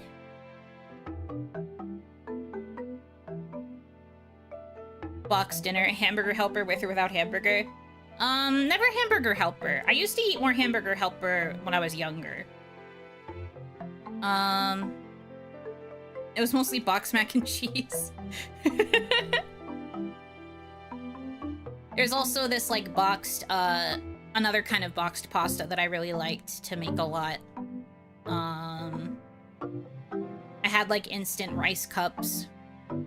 Chicken rice, specifically, like chicken rice cups. Soup. Lots of soups.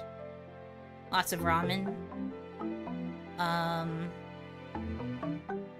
Basically, my fridge was not really stocked with much.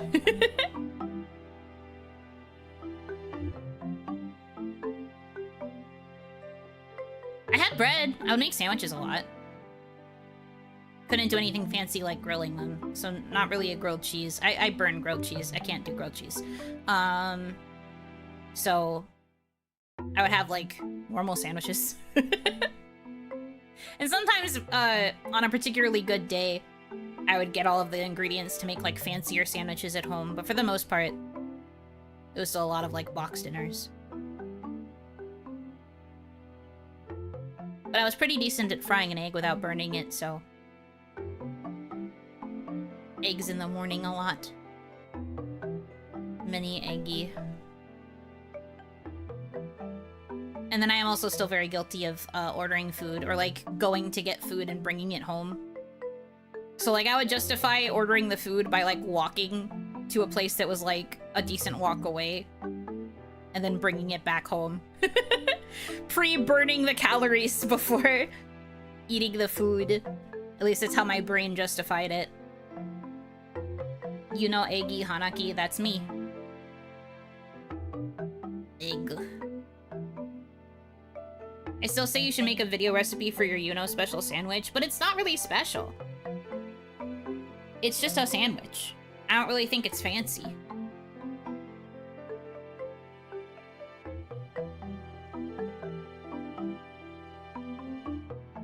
Edit out all the parts with your hands showing. I like how you think that I can just do that. Especially in a sandwich making video.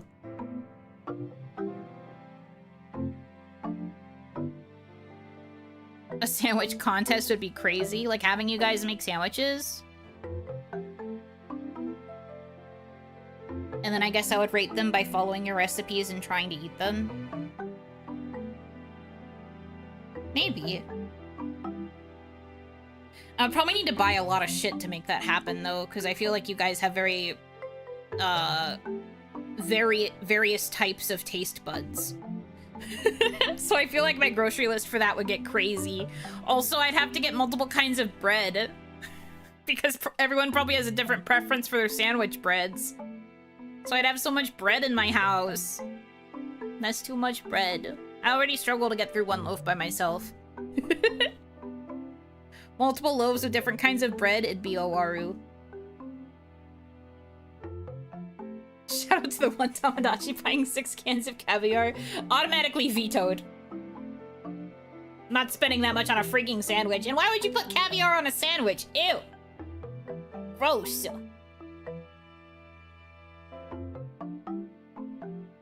Any local Oni delicacies?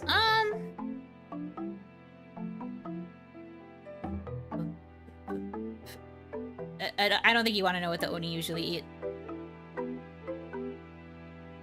What if it was a weekly series, Damadachi Sandwich of the Week? That would also be a lot of work, though.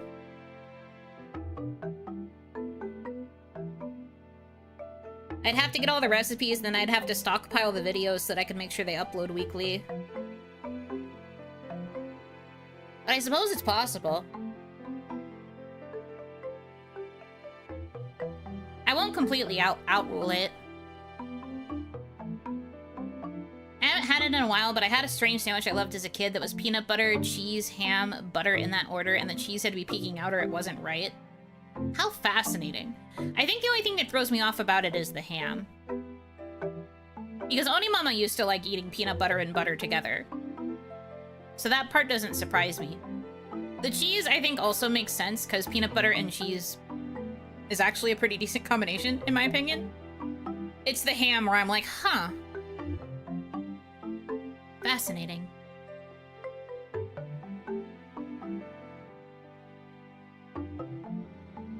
Caviar is great stuff to have when you can get it at the right price. Not for me, no thank you.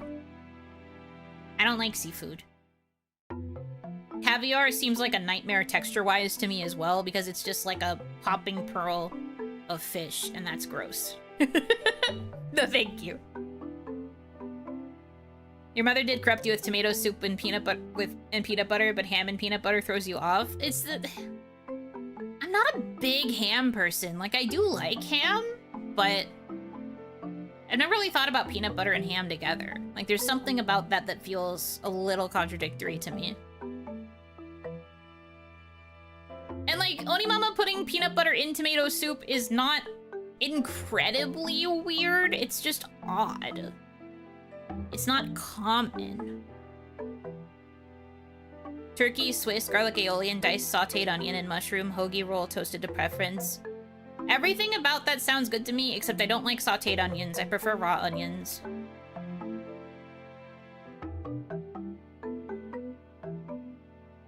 Otherwise, that sounds pretty good, though. I like turkey sandwiches.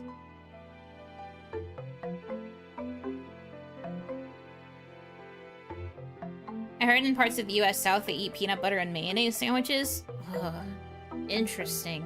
To me, mayonnaise just kind of tastes like butter, so I guess that wouldn't really be that weird to me. Like, fundamentally thinking about it, I know it's probably kind of gross because of what mayonnaise is, but like... I don't know, to me mayonnaise doesn't really have a taste, it's just kind of like buttery.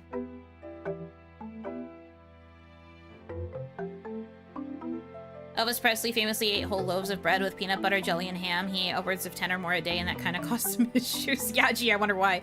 Also, wasn't it bacon? I thought it was bacon and not ham.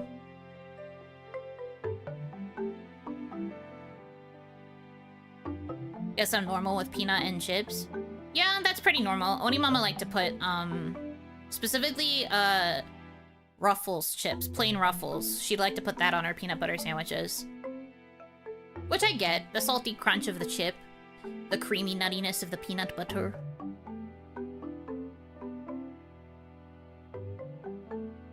Yeah, bacon. It was called the Fool's Gold Loaf. Yeah, I remember. I remember. I've never tried the combination with bacon.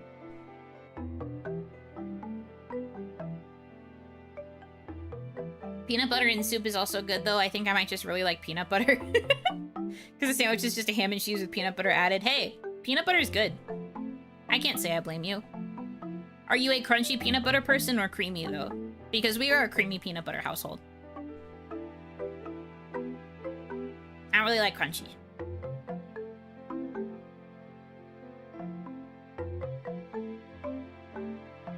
There was an ice cream ramen thing recently. What? I have to Google this because I don't know if I believe you. Ice cream ramen.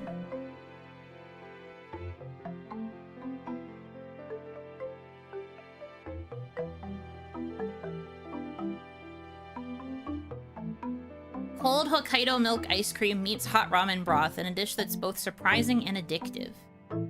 Oh, so they put like a whole soft serve ice cream cone into the ramen bowl. What? That's crazy. Peanut butter and bacon is a really good combo. I've had chocolate covered bacon before. That was pretty yummy. Not peanut butter though.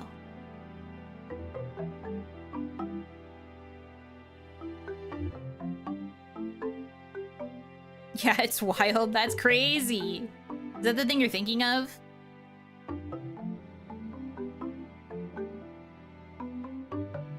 I guess this isn't super recent, though. It looks like the notice for this was from, like, 2025.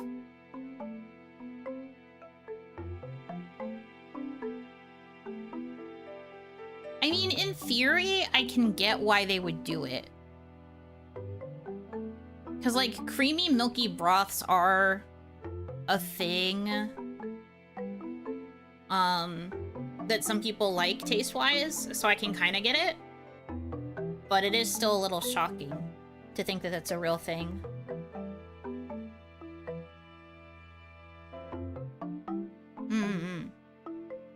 I mean, is it bad I would try it? Tonkotsu broth from scratch? No thank you. I was going to say, it takes forever, and you eat it so quickly. The thing I don't like about cooking, which I have said to you guys on a stream before, probably even on an OniMon before, is I don't like cooking that takes a really long time just for you to eat it in minutes. I hate it. That's one of many reasons why I hate cooking.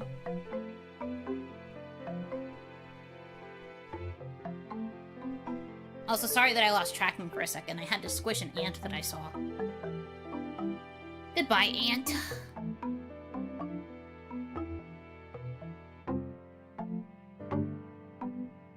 Oh, 07. There's ways to cook long recipes more passively, like a crock pot. Don't even get me started. Thought you liked cookies? I do. But cookies usually don't take that long. And I also feel like with cookies, you get a little bit more out of it because it's not like you're eating the entire dozen in one go.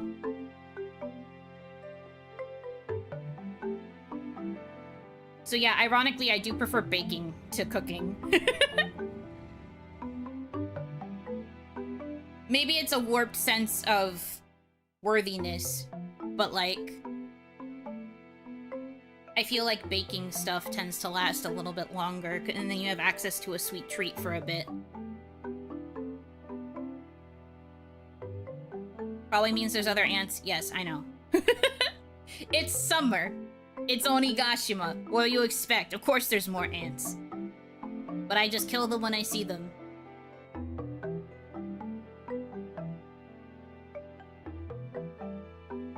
Why is it that you bake cookies but cook bacon? Oh, good question. I mean, in some cases you can bake bacon. Like, you can make bacon in an oven. Oven-baked bacon. And I feel like if you tried to cook cookies, though, it might not necessarily turn out the same.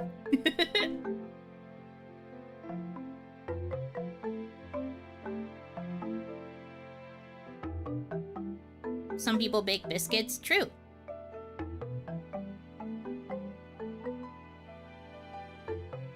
Lately, I make my cookies a little bit at a time, because I like eating them really fresh. So I'm admittedly not baking, like, entire dozens in one go. I'm usually just making a couple, and it's yummy.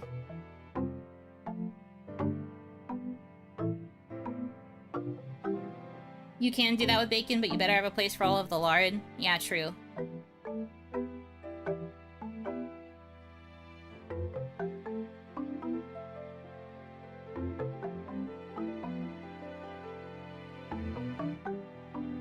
Air dryer cookies? Do you mean air fryer? Because yes, that is a thing. And I have used my air fryer to bake cookies before. Yeah, that's what I thought. Are you a fan of raisins? They are not my favorite thing in the world. I don't really like them in baked goods. I used to like raisins a lot as a little one. No, bake cookies in your clothes dryer. No thanks. Are you a fan of dates? Never really had a date. I would be willing to try them.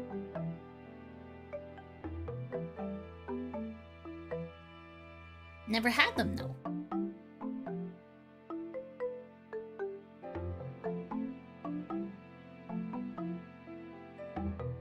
Allow me to take you on one? Ew.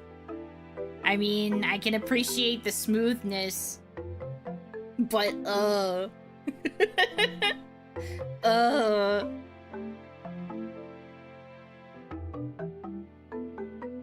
I don't know about that. Saw that coming 2 miles away, yeah. True. 07 soldier, you certainly did your best attempt.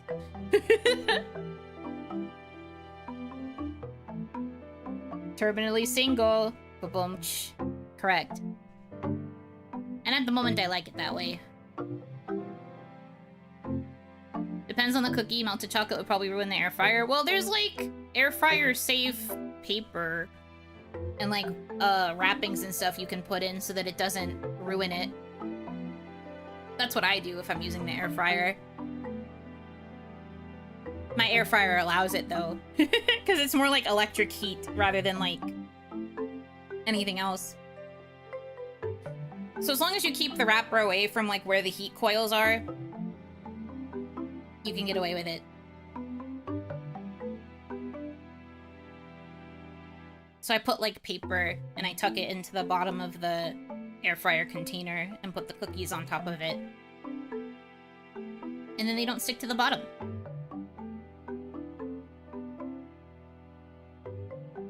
That's because I have a dinky little electric one. I want, like, a slightly bigger and more fancy one so that I can do more proper baking type stuff, but mine's too small, and I don't have the money for a big one, so that is a distant dream for now.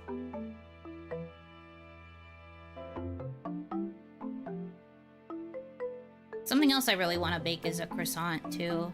Not like a fancy croissant, I just want to bake like a crescent roll. I love croissants, man. But usually if I want to get a croissant, I have to order it from, like, a cafe or a bakery. But I want more ones. Croissant. Exactly. I learned my lesson going without paper using the air fryer to fry up a slice of pizza. Ah, yeah. Probably dripped down a lot, huh?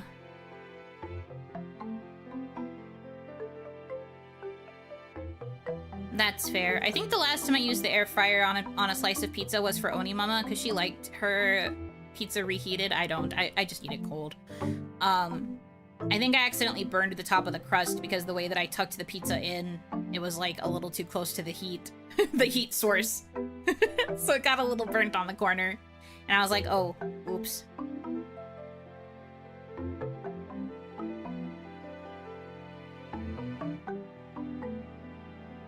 Gotta use protection. Bumch. Comedy.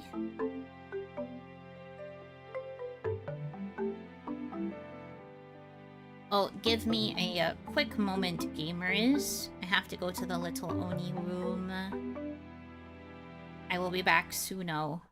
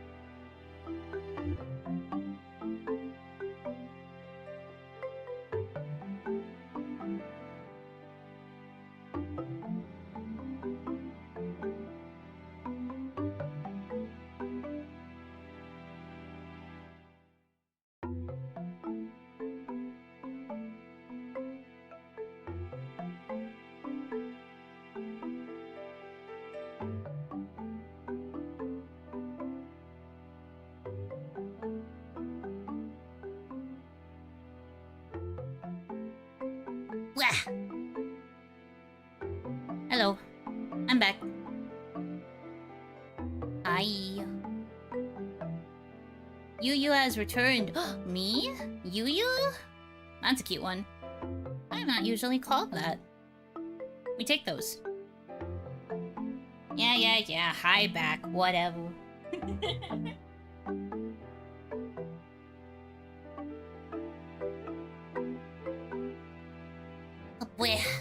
No. Haven't heard that one either. I take whatever. Nicknames are nicknames. Yuri. Still a crazy one that honestly Reina didn't even stick to calling me very much. Yununu, that's an interesting one. Yunyun, that's fair.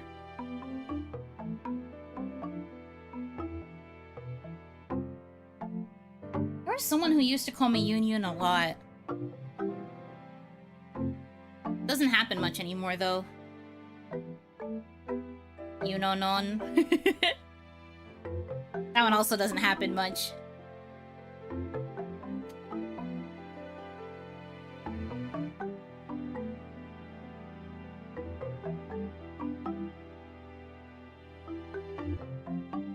But I take it.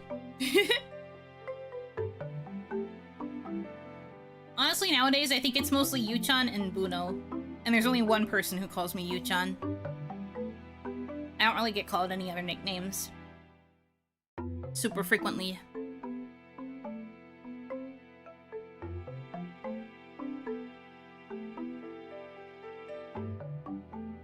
Lynn just calls me Yuno-chan.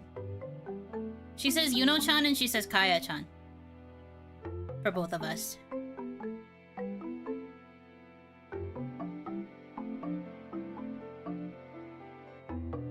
Kaya just uses Lynn and Buno.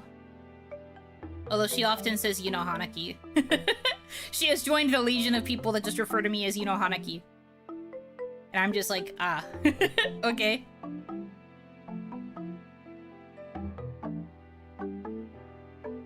And then I just say Kaya and Lynn, although I often call Lynn wife as well.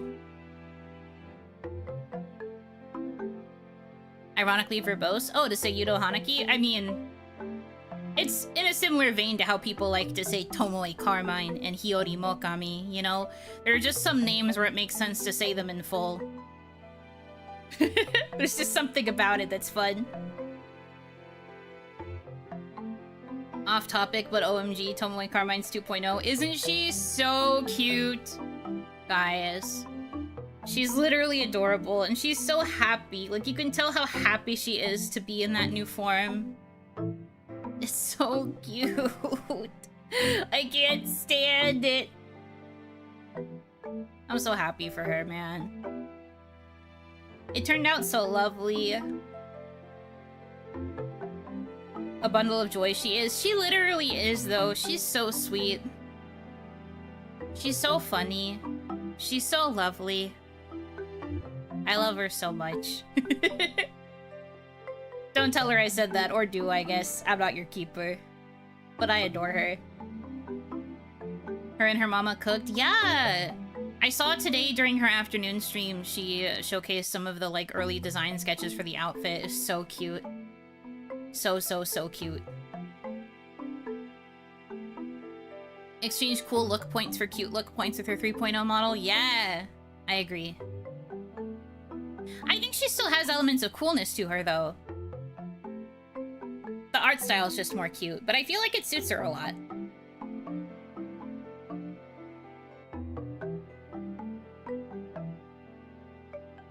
It just looks really good on her. And I'm just a big proponent for people doing rebrands as they need in order to feel comfortable in their form. And I think it turned out really good for her.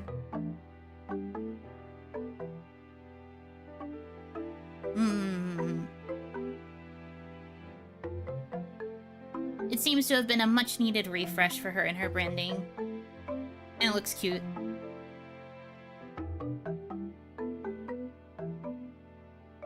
And I am happy that she was able to do it.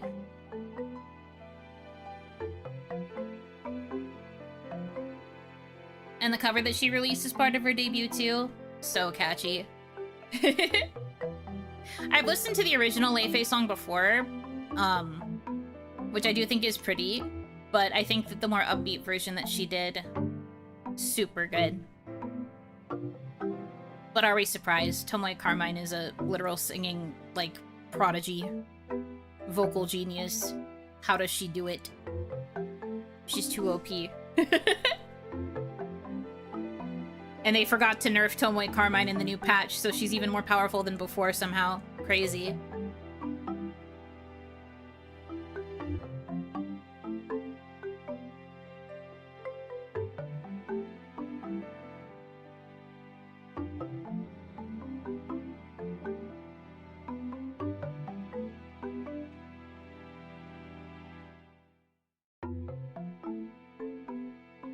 You ever seen Tomoe Carmine and Ado in the same room? No. I think she's really good at singing Ado songs, but I think she does it in her own style. The thing about Tomoe Carmine is that I don't think she sings like anybody else. And I mean that in a very positive way. Yes, she can sing Ado songs and she's capable of doing a really good job with them, but I don't think she sounds like Ado when she sings. I think any song that she chooses to cover, or any song that she chooses to sing in any capacity, just, like, sounds so uniquely Tomoe in, like, a really cool way. And I don't think it's necessary to compare her to other singers. She's just in a league of her own, and she's really cool.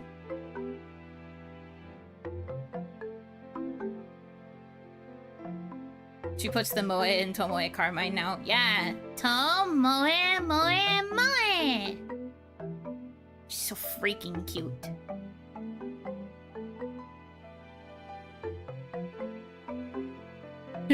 Real? Thank you.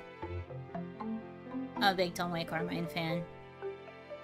Which she called me out for during the call-in. She was like, I feel like, you know, Hanaki is one of my biggest cheerleaders, and I was like, yes. Yes, say it again. Because it's true. She's always been so sweet to me, and I feel like it's only fair to be just as sweet back. I keep it reciprocal for a reason. She deserves it. She's amazing. And I'm just really happy that she's clearly, like, so happy and, comfortable in this new form, and she's having so much fun with it, and I'm just, I don't know, I'm really happy for her. I'm really happy for her. Yummy! Oh, to be acknowledged by your Oshi. I mean, I am a big fan of Tomoe Carmine. I don't know if I'd say... Well, I guess as a friend, she is like an Oshi. But she's technically more so my friend. A very lovely friend. She's so good. That's how I feel about a lot of the former kawaii girls. I feel like in most cases I am just like, I am a fan of them, but they are also primarily my friends. I don't know if it feels fully right to call them my Oshis, except for Ayla-sama, who is my Oshi. Ayla-sama just is my Oshi. But she is also my friend somehow, which is crazy. But I often get too starstruck to really acknowledge it. I'm too busy being like, oh my god, my Oshi.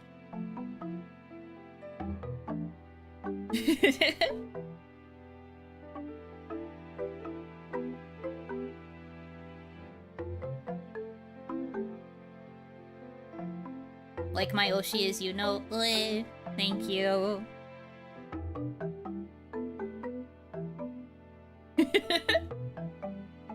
Cool new friends from VTubing. That's the power of VTubing. You really can become friends with people all over the world. It's really fun. I mean, I've been in online internet communities for a long time, so I am very used to making friends with people who live in all parts of the world, all parts of the earth. But I do feel like VTubing specifically is where I have felt the most international connections have been formed for me. In a lot of my other friend groups, there would usually be like centralized places where everybody's from, for the most part. Give or take a few exceptions. But I do think with VTubing, at least, I have become friends with and now know people in like way more places than I thought possible, which is super awesome. I may be banished to Onigashima and can't travel anywhere, but in the event I ever can travel somewhere, I know that I have at least like 1 or 2 people that I might be able to link up with when I go somewhere else, which is pretty neat. I think that sort of thing's pretty cool. And that's one of the main reasons I became a VTuber, you know? Is because I wanted to make connections with people. So I feel very lucky that I've been able to pull it off.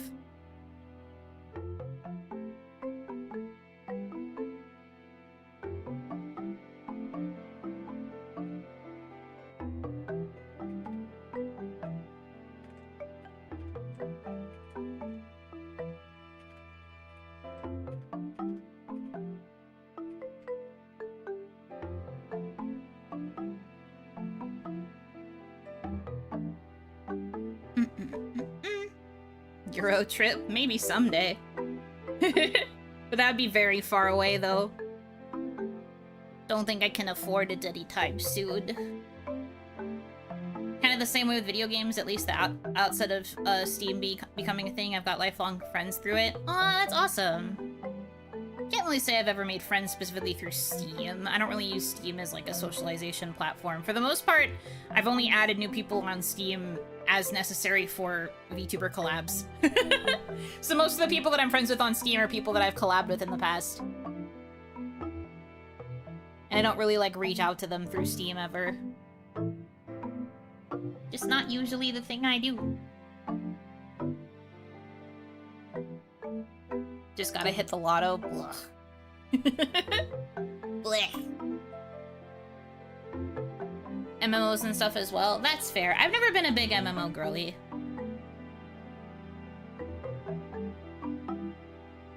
But I do hear about people making, like, friends with their guild members and stuff.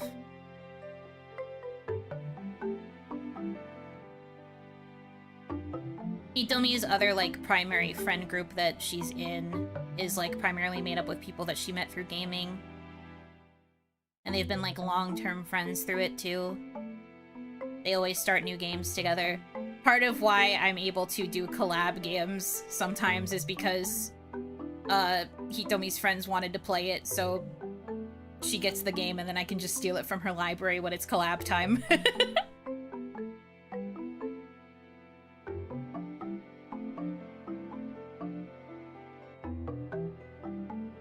Some of Aura's guild members from 14 attended our wedding. Aw, that's cute!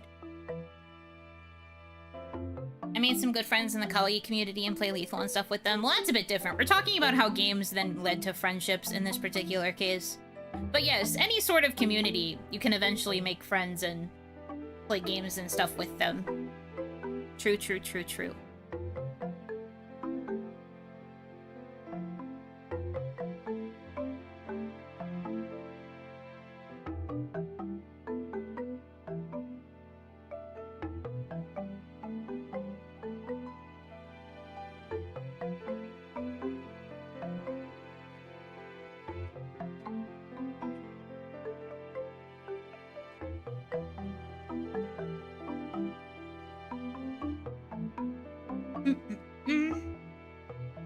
But yeah, the internet is a cool place, and there's lots of cool ways to make friends on it if you know where to look, how to do it. I have primarily, a lot of my socializing has been through the internet due to just the timing of things, I suppose. And I am very lucky that Onimama did not, like, look down upon me for it. Because she very easily could have been one of those parents that just, like, put her foot down and was like, don't socialize with people on the internet. But she was just like, you can do what you want, but be careful.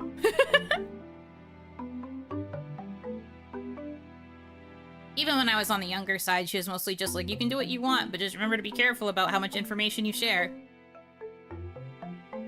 And she would never get mad at me for, like, hanging out with friends on the computer or, like, doing that kind of stuff for the most part. The only time she'd really get mad were when it interfered with my schoolwork, which it did do at a point. There was, like, one time where I let it get in the way of my schooling, and I was punished via a grounding. But that was, like, the only time I ever really got grounded. I did well enough with my education after that that never became an issue again. Luckily, luckily, luckily. That's why I always hide my name online. Can't be too careful. True.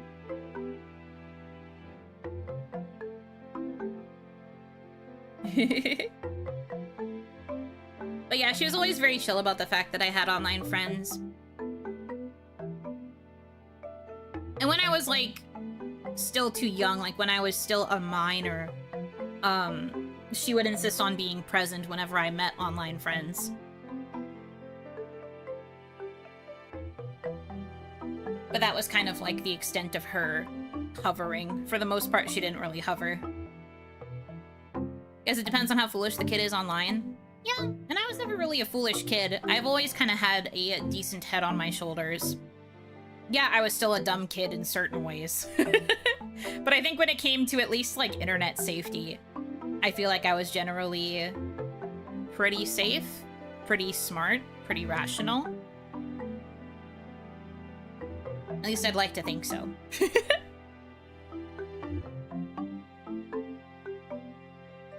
I did my best to be, at least. I don't think I ever really did anything that endangered myself. Besides be cringe, which is just an endangerment to future me's, mental psyche. Taking psychic damage anytime I remember how cringe I used to be in my messages.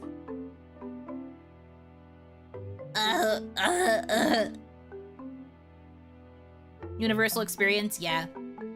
That's what I mean. I don't think I was a particularly foolish kid beyond that. Oh yeah, I never fell for the want some candy bits ever. Bro used the move Future Sight against herself. Why did it take longer than 2 turns? But no, literally, the amount of times where I will just randomly take psychic damage because of something cringe I remember doing, I'm just like, I'm definitely guilty of that happening at night when I'm trying to go to sleep. I'm, like, trying to occupy my brain with something else, and it's just like, hey, remember that thing you did, like, X amount of years ago? That was really, really cringe. What if we just relive that real quick? And I'm like, no, I don't want to think about that. I have to actively say in my brain, I don't want to think about that in order to try and switch train tracks. I don't want to think about this anymore. I say to myself as my brain's just like, okay, we'll pick a different one.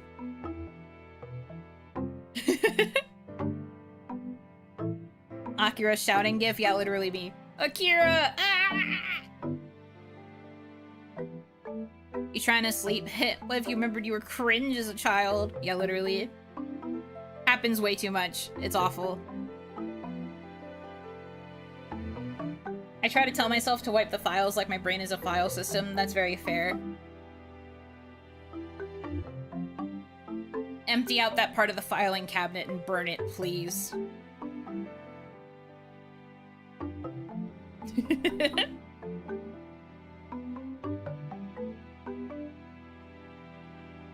But yeah, I think that's the worst I ever was on the internet.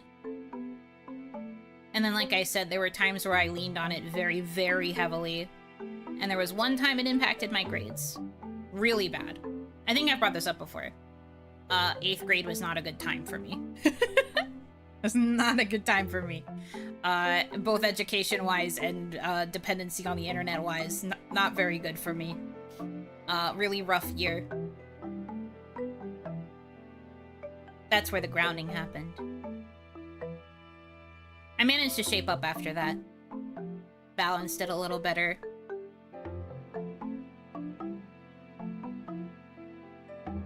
You see, the problem is there's a unique kind of crises where you remember you used to be cringe and anticipate yourself in 10 years thinking current you is cringe. I mean, probably. There are probably going to be times where I will look back at things that I did around this time frame where I'll just be like, oh my god, that was cringe. Why did I do that? The other problem, too, I think, is that now that I've been this present as a content creator and I have, like, hours and hours of my bullshit in recorded footage on the internet, which is very hard to wipe a lot of the time.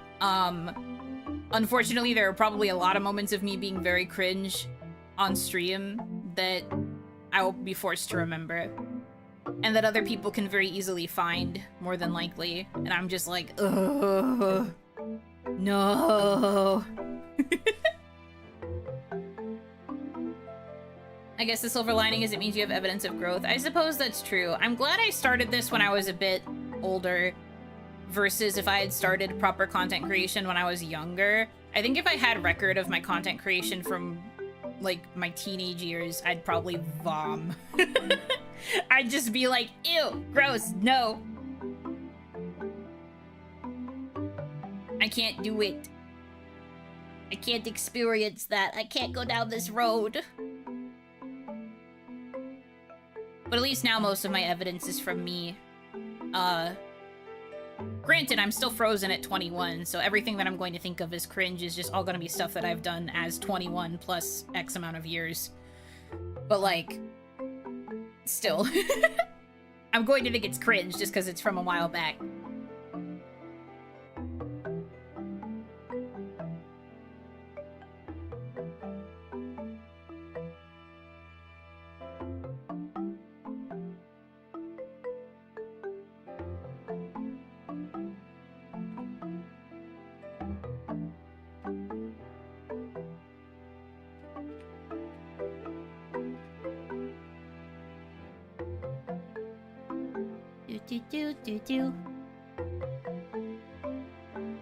What was I doing? I was replying to a message and then I forgot what I was doing. Ah, frick. I was gonna get something else. I forgot what it was. Give me a moment. Maybe I'll remember.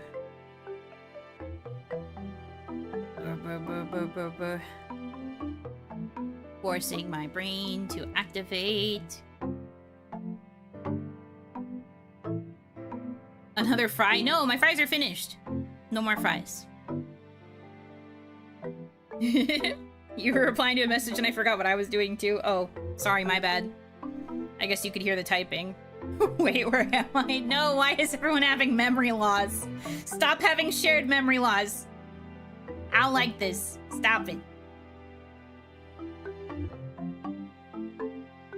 Stop. Stop, please.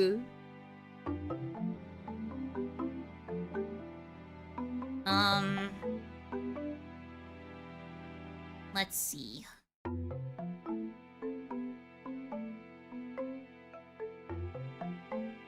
We got lost at Edu beamed too many times. No! I haven't lost at Edu beamed you recently. Oh. Hold on, all of my internet is dying. I have to click to free everyone from prison. Come back to me. There we go. At this rate, it's gonna be an amnesia story? No, please. I don't deserve that sort of torture. Don't do that to me. No. How would we know we haven't been beamed if we wasted it? Well, You see? The thing is... Cute. Runs away. Do better. The thing about it is, runs away. Conrad, thank you for the leaked tip. The cringe moment flashback out of nowhere at night is like the king of brainworms. Get it out of my head. No, for real. I hate cringe moment flashback. I hate cringe moment flashback so much. Ugh, explodes, explodes, explodes. I just want to be normal. It doesn't always hit me at night, but a lot of times it does. Or I think of something that I'm gonna be anxious about the next day, and I'm just like, hey, what if we don't do that? What if we just forget about all of my anxieties so that I can sleep properly? Have we thought about this? My brain's just like, no.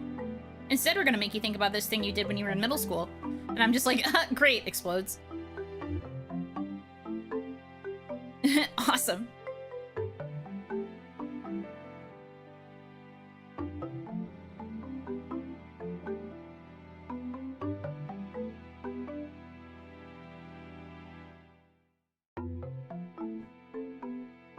Most of my cringe is from, like, middle school and high school. I don't really think I cringe over a lot from other time frames. Like, nothing from before middle school. Just because I feel like I was really young then, so I can kind of forgive myself. Like, at that point, I was literally a child, so I'm like, it's fine. That's allowed to be cringe. That sort of cringe is not anything to be embarrassed about because you are little. Middle school, though. Ugh. High school, though. Ugh. I wasn't super cringe in college, I don't think. I can think of a few embarrassing moments, but nothing, like, incredibly cringe. At least not to my memory.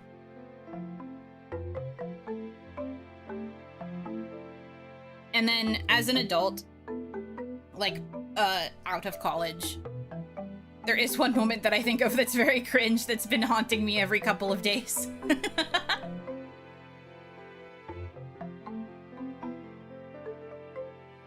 That's what I call cringe.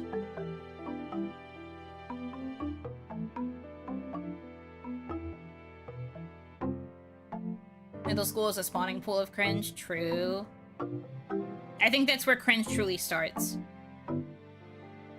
In a lot of ways, I was pretty unapologetically cringe, but that's why I look back at it and I'm like, oh, ugh, why'd I act like that? Why did I do the things that I did?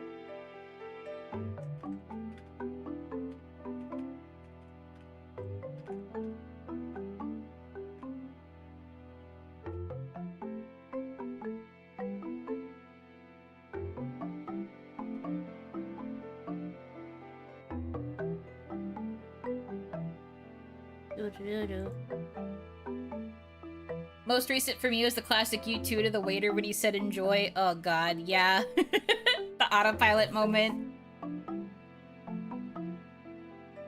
I am luckily... I've never done that personally, but I have watched a friend do it.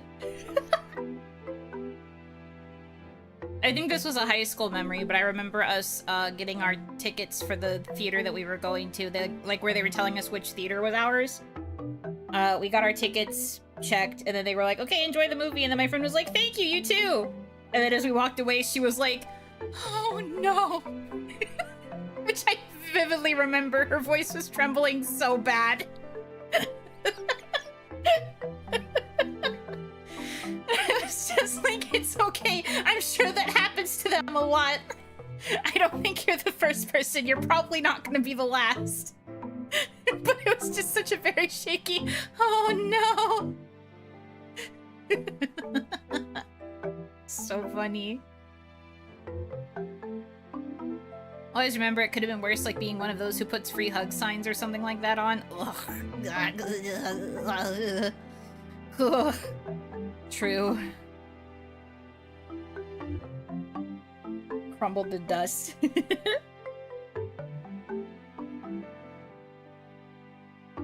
Like that guy who responded to his work supervisor with "Thanks, I love you too." That's so funny. Saying "Bye, I love you" to the pizza guy when you're after ordering your pizza.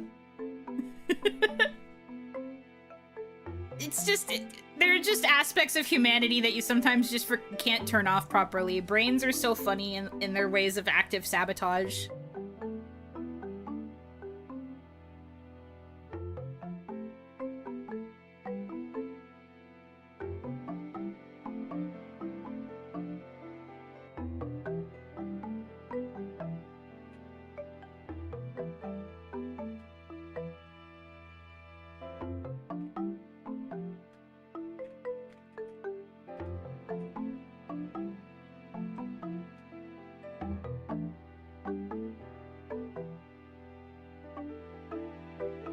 Realistically, they won't ever hold it against you and have a good laugh. Yeah, I know, exactly.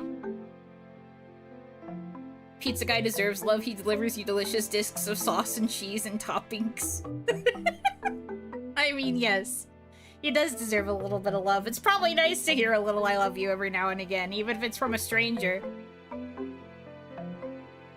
Who knows? Maybe you're making somebody's day with your accidental little faux pas.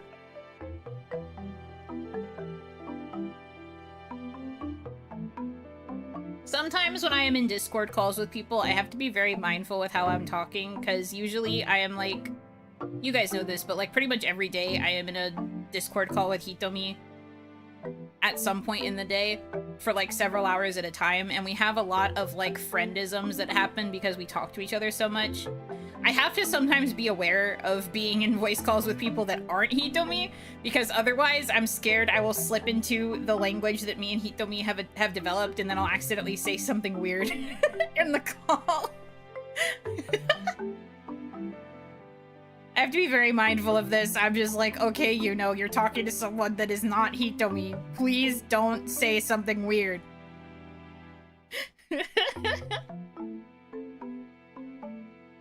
I feel like I turn on my, like, normal SpongeBob personality where I just, all of my, interesting points are gone and I'm just a smooth surface. Hi, how are ya? Calling your teacher mom? Oh, I've never done that. I have never called a teacher mom or dad. I don't think I've ever seen it done either.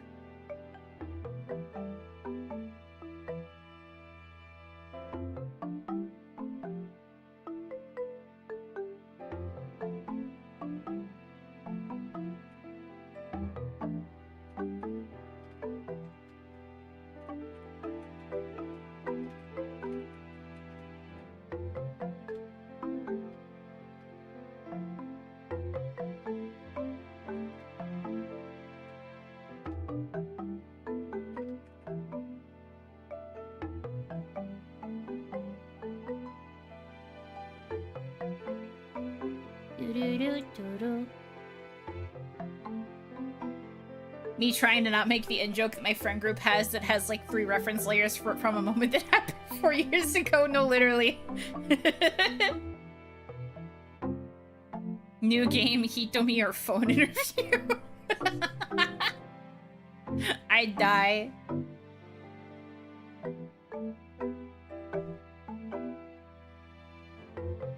Plot twist, mom is the teacher. Now that would be a good plot twist.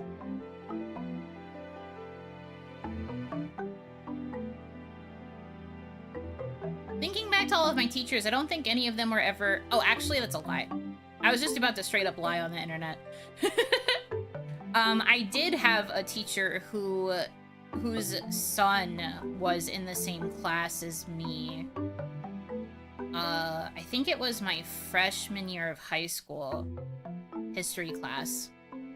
His dad taught it, and he would get picked on a lot.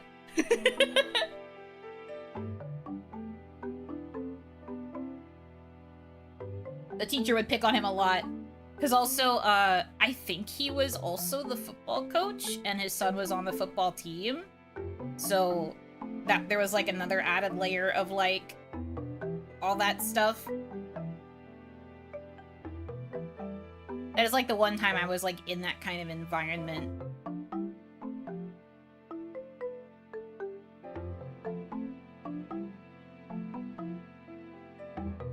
There are also those anime where a student is secretly married to the teacher. I don't watch those. I'm sure they exist. I don't watch those, though.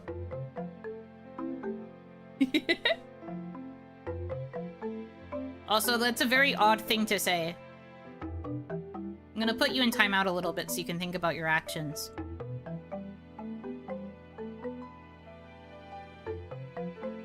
I'd be paranoid if I were a VTuber of saying my VTuber name IRL. I don't really understand how that could happen. To me, at least, I don't feel like there's enough of a conflation between my existence in the real world and my existence VTubing. I don't feel like that would be an instinct that I'd have.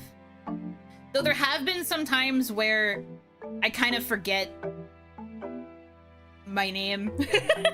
Like, it feels weird to hear somebody call me by my name, and then I'm like, wait. Like, it takes me a second, and I'm like, oh, yeah, no, that's me. That's probably, like, the worst that's happened.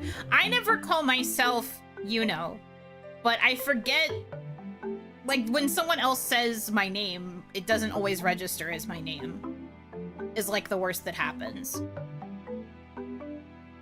I'm saying this because that did actually happen during the phone interview last week. They were like, hi, is this Yuno? And I was like, oh, yeah, yes. Well, it wasn't that, like, flustered, but I was like, yeah. Yeah, that's me. I was like, what? Wait. Did someone say something on Twitch? No, it was on YouTube. But I put them in timeout, so the message went away.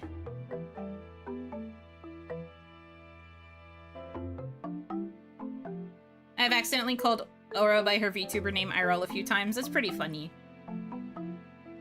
I mean, if you're used to saying it on stream, especially if it's like right after a stream, I can imagine that slipping up a lot.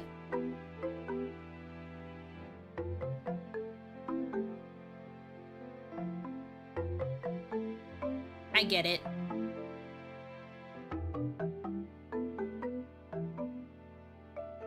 But yeah, I don't know. I just have a bit of name dissonance. I'm always a bit weirded out when somebody says my name. I'm like, wait. Something has to, like, click back into place. It's like a rusty gear that got stuck. I'm like, ugh.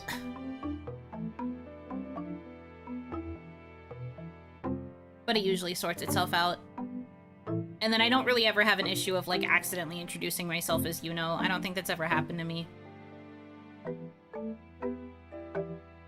Yuno is taking over IRL. I don't think so.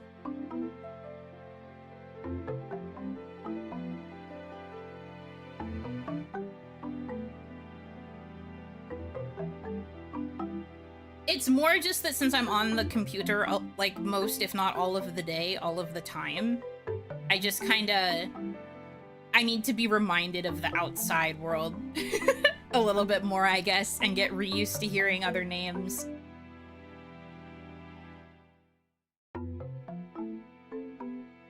Hard enough back when I knew people by their online names. Even before VTubers, I used to call most of our friends by their online names. Yeah. I get it. That's exactly what you would say if you were taking over IRL. No, I promise, I'm not. I don't have any interest in taking over IRL.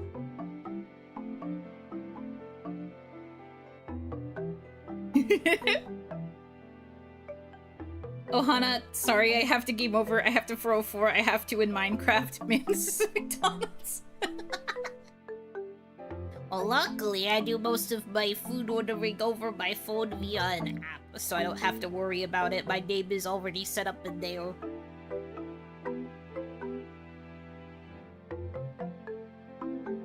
But no, there have definitely been times where I've had to, like, confirm my name over the phone for an interview, and I'm like, oh, right. Right, this is an aspect of life that exists too.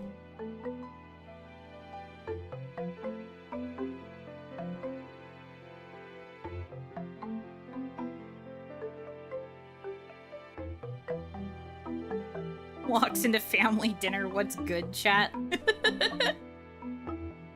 No, I don't talk much in real life anyway. I'm a bit more introverted than that.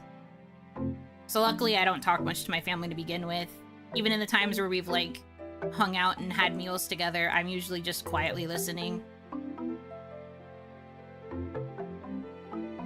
Looks really bad if you're being interviewed by the FBI or something. Well, luckily that's not gonna happen to me. Let's not drag in these very niche situations where it would get me in trouble. Luckily that won't happen to me.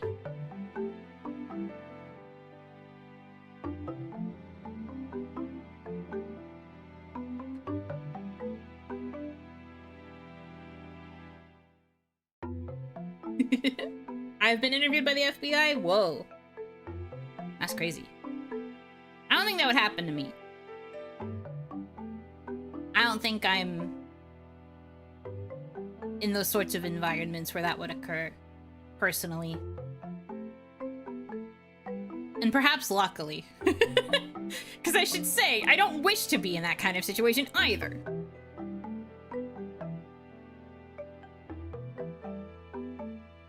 Let me get this straight, you said to dispatch mods ban that guy. No, that's very funny. I like that.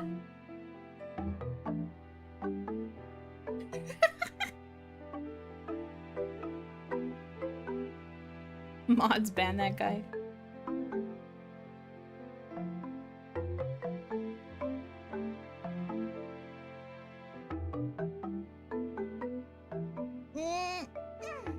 Big stretch.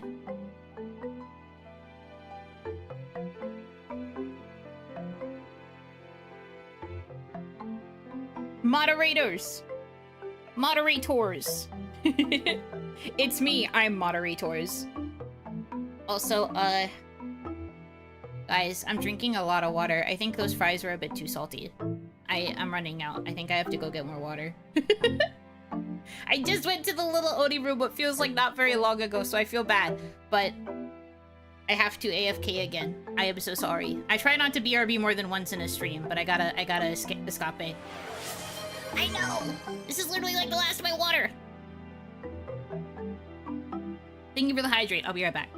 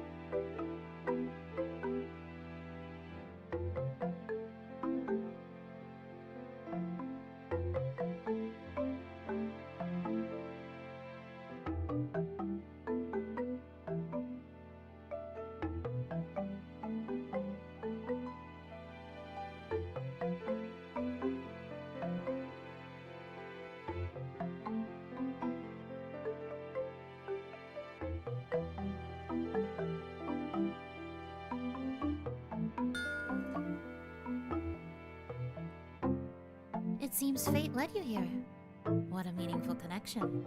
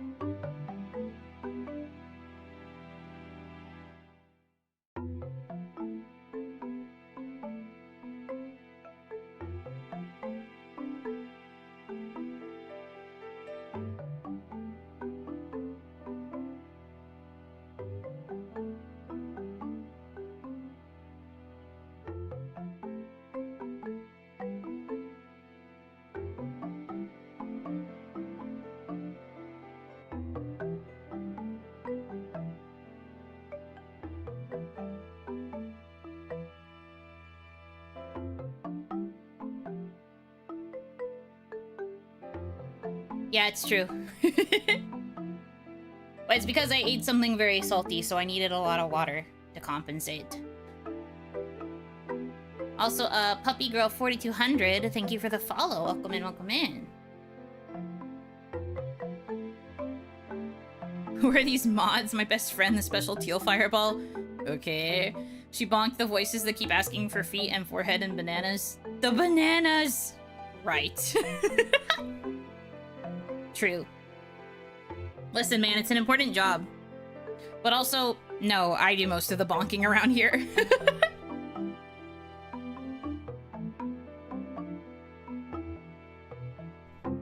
I do most, if not all, of the bonking around here. Hitomi does technically have the power and could probably shadow mod if she wants to, but unfortunately, the way my schedule usually shapes out is like kind of in counterbalance to hers, so she's not always available to do it. So usually it's just me. And the intense filters that I put up. For meself. For me chat. Uno is back-o. Yes. I'll take a bonk, please and thank you. You haven't done anything to get bonked, so no. Uno likes to bonk us. It's her way of showing affection. Not really. I actually really don't like having to do mod stuff. I prefer to just vibe during a stream. I don't really like having to stop what I'm doing to do moderation activities. Fricker. It's not gonna work. It seems fate led you here. What a meaningful connection. Not reading that username out loud, but thank you for the follow. Welcome in.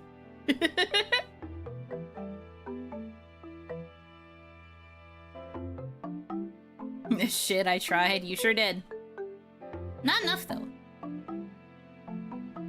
You'd have to try a little bit harder. Vibes. Yeah, shaking. Gotta control the vibrations in this area, you know? Gotta make sure everything's good to go.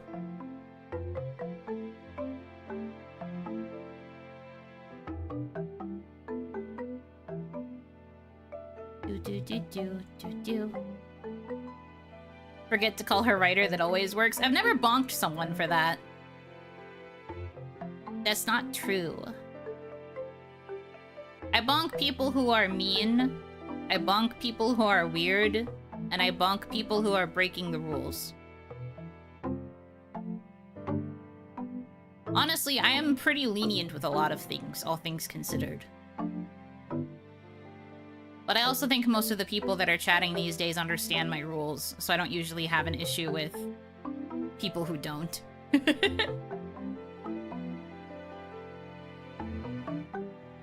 Almost all of us are weird. Yeah, but not in a way that's, like, offensive to me. We all have a similar level of weirdness. Self-regulating mostly? Yeah, mostly. There are probably times where you don't. But I think for the most part I haven't really had problems in more recent memory. I think I've brought this up before, but I feel like most of the issues that happen in chat are from new people who don't bother to read the rules and just think they can do whatever they want in here. I don't usually have problems with regulars.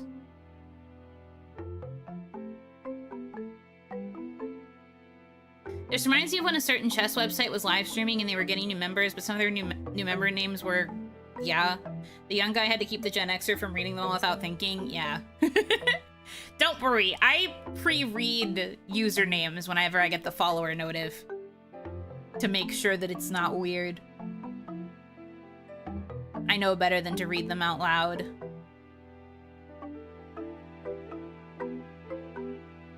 Dominachi are becoming more civilized. We are leaving the Stone Age and are entering the Bronze Age. Maybe. I don't know if you guys really have ages in the same way.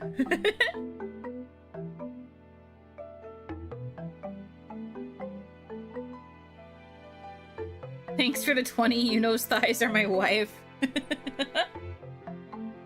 Stone Age? What the fuck is perfect accuracy? Too real! I tried to keep Stone Age on my camera up during the Ultra Moon Nuzlocke that I was doing with Hitomi, but Stone Age failed me too many dang times. I had to get rid of that shit. Speaking of that Nuzlocke, we failed, by the way.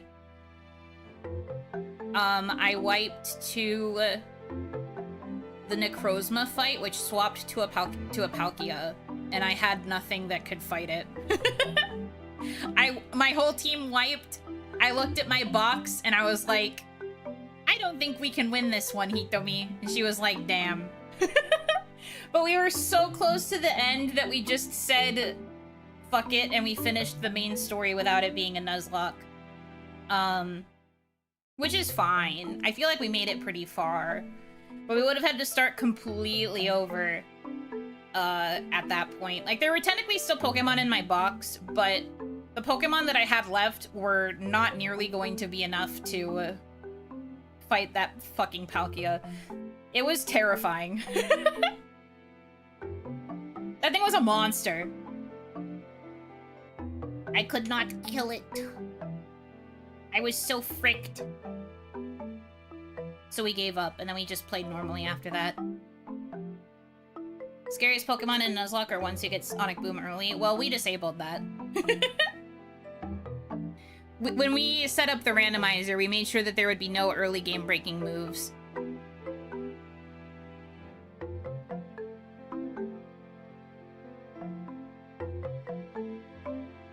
Because we are baby, and while we did want to do a Soul Link, we didn't necessarily want it to be incredibly difficult. We don't really do the, like, super hard mode style ones.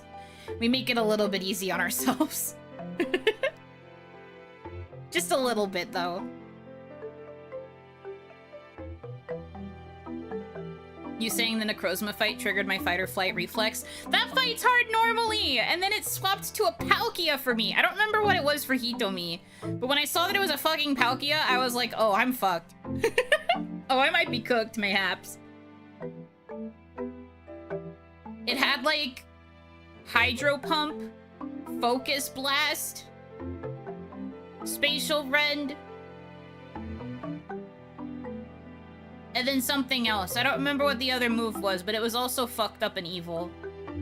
I think it was something that let it boost its stats. I wanted to kill myself. In-game. But I was just like, hello? It walled literally everything I had. My team was so weak to water, so weak to fighting moves. I was cooked. I was like, I'm sorry, I'm gonna die here. It trashed me. I was like, fucking shit.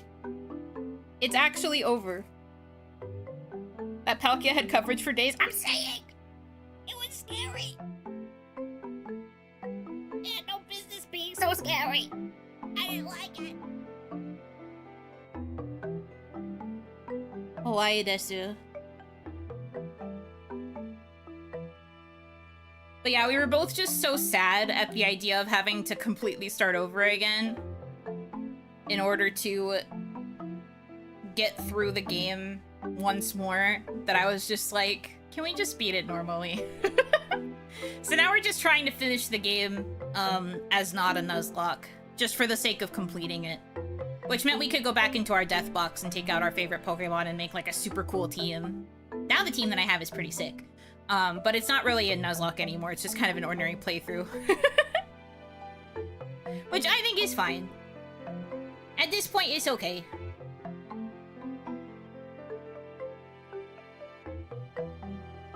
Waiter, more 700 base stat plus bosses, please. No. It was so scary. I didn't like that Palkia. It scared me. Eevee next, you're so right. One of Hitomi's very early pairs in this particular Soul Link was like a Glaceon pair. I forget what it paired with for me, but I know that it was ass. So we never got a chance to use it.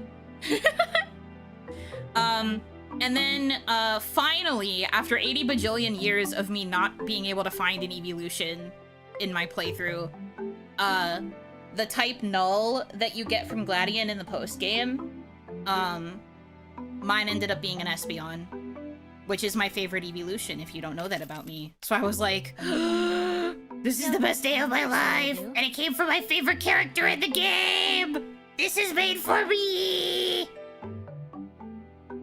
I was so excited. It was the best moment ever. It was meant to be. I know, it was so good. I was so happy. Immediately shoved Espeon into my team. It replaced my Superior, 07 Superior. Goodbye green juice, hello espresso. Because we named all of our Pokemon after different types of food. You know, in a Soul Link, you have Pokemon that are paired up. We would give these Pokemon the same nickname based on, like, a food that we thought was similar enough between the two of them. Hitomi's pair with the Espeon was a Tauros.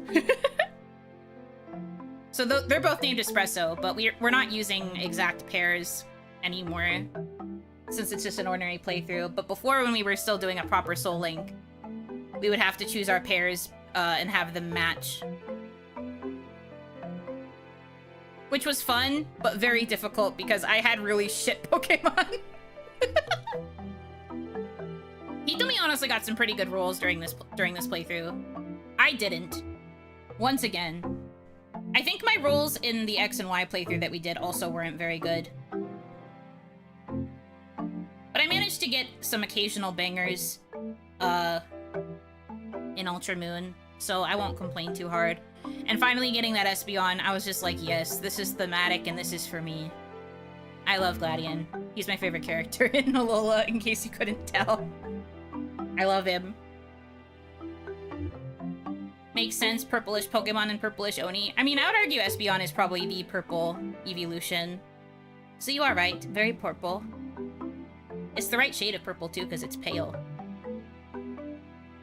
Also, because I was talking and I forgot to say it, Ruto Kawakami, thank you for the 9-month resub. My goodness. Hitumi with a Kyogre and Buno with a love disc. Yeah, there's some pretty sick and twisted Pokemon in my box, for sure. But there's also some pretty bad ones in Hitomi's box as well. It was really rough. Doing Ultra Sun and Ultra Moon for this was a very risky decision.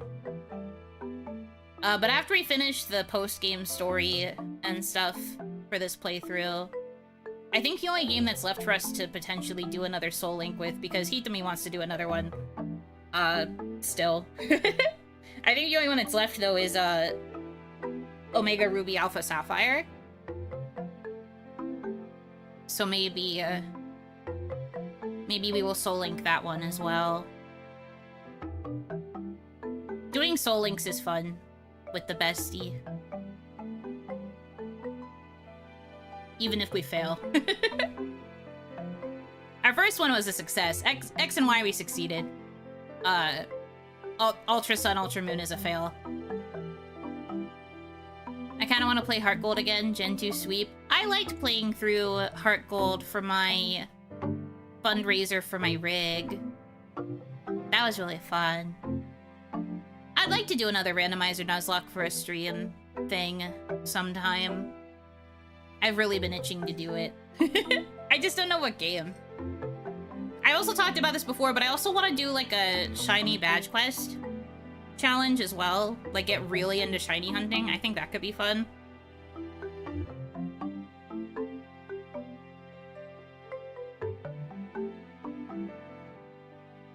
But I haven't fully decided what I want to do. I loved the Unothon Nuzlocke, was a ton of fun. It was a lot of fun. Even if it was so hard to get through at times. Exhausting. But fun, but exhausting.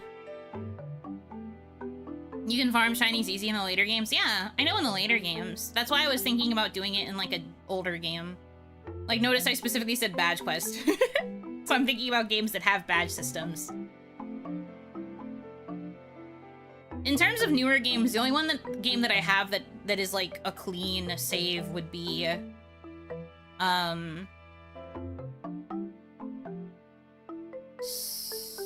Sword? Pokemon Sword? So in theory we could do Pokemon Sword for a shiny badge quest and hunt for shinies in Sword.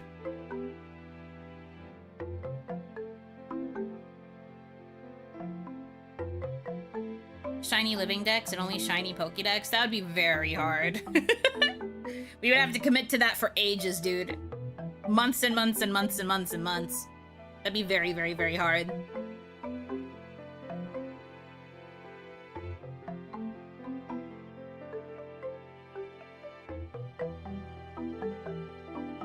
But yeah, somehow, some way, I managed to beat Heart Gold in the course of a 48-hour stream. I did a little bit of the post-game in Kanto before time ran out, but I didn't really make a big point of finishing it. Did Event Legends have shiny odds? I think most later gens made all of the legends shiny locked. So I think Event Legendaries pretty much were never shiny, unless it was intended to be shiny as part of the event.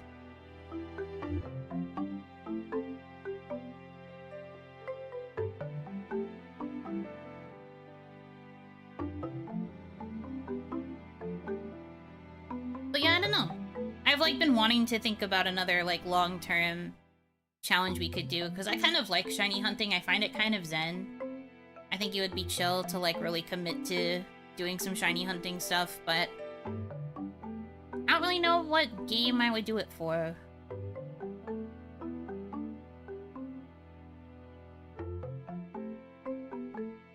Haven't really put too much thought in. Start with just finding a shiny of your fave. I mean, I have done that. I've done a bit of shiny hunting on stream before. I have some VODs of me doing shiny hunting in Legends ZA. Some of my fave Pokemon. If I had to choose to find a shiny of my favorite Pokemon, I would have to do some Skitty hunting, which would be tough. Depending on the gen that I'm doing it in. Because Skitty's my favorite Pokemon. But Skitty are also pretty low odds. My little meow meow. Low odds to begin with, and then you have to try and chain them in order to get a shiny. Now that would be hell on earth.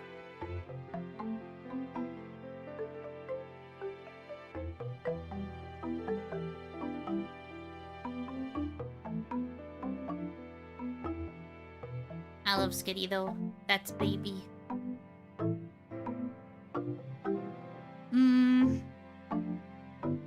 But yeah, I don't know. 12 shinies and 1 trench dug into the roof tiles for the one that would not come home. Right, when I was still hunting shiny Eevee. Yeah. Shiny Eevee ended up being something I found off stream.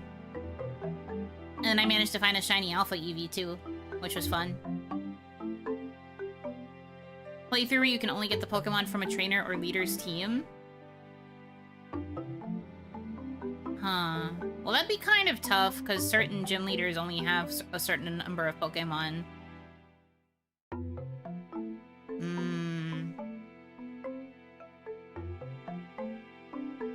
I guess that'd be an interesting gimmick. I don't know. Like I said, I've just kind of been trying to think it over. I don't have any concrete ideas. I just know I'd like to do something like that sometime. an E4 would have a well-rounded one. Depends which game. Some Elite Four members, their teams are interesting. And they're still technically monotype, even if some of them have secondary typings.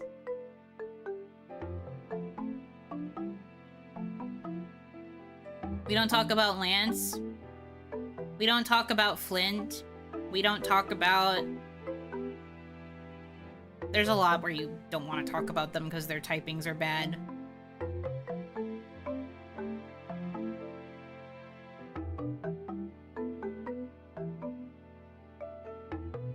I don't know.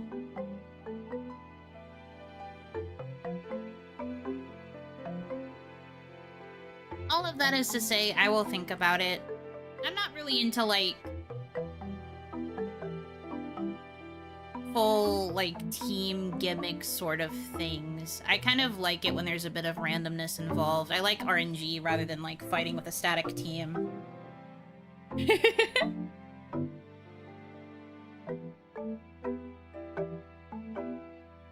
Makes me mad because Lance is all aura in the canon. I mean, he has a very cool team, even if it's a little bit awkward at points.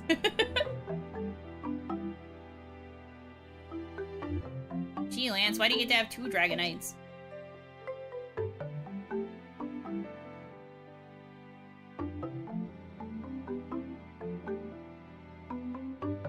But, you know, there's also,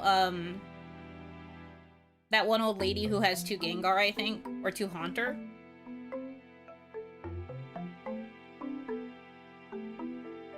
There's a lot of E4 that have pretty bad teams. Anyway, my point is, though, I don't really care so much for having, like, a set gimmick of Mons. I like the randomness to be involved. That's why I was talking about doing, like, shiny hunting primarily. I'd have to do some crazy, illegal game manipulation in order to ensure that I would only be finding the Pokemon that belong on that trainer's team. And then having to shiny hunt for them.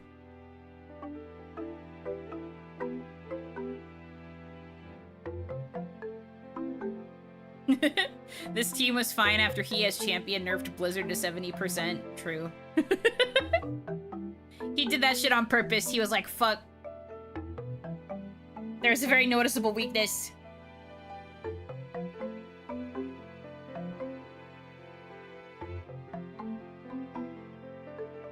Actions are best when illegal. Not in this case. I don't want to get in trouble.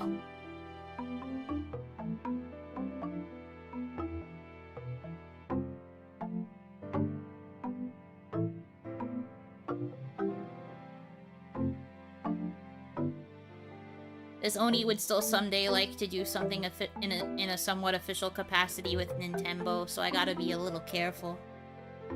But you know.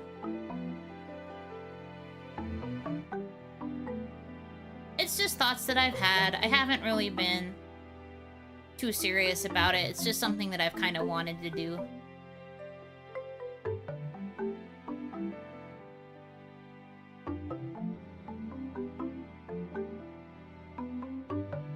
So we'll see. We'll see.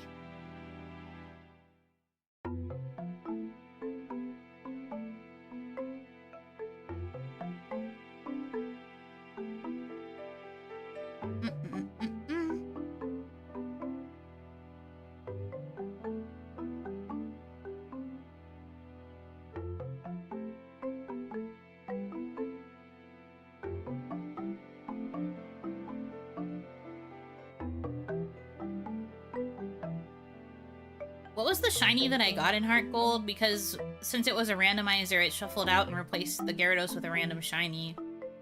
Oh right, it was Onyx. The only thing I remembered, because I was in kind of like... I think that happened kind of late at night. I don't entirely recall.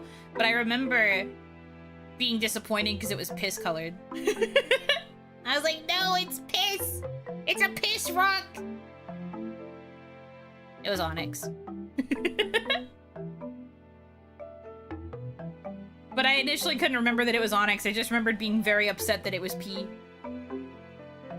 I was like, how could you do this? You could have given me a cool shiny and instead you gave me a piss rock.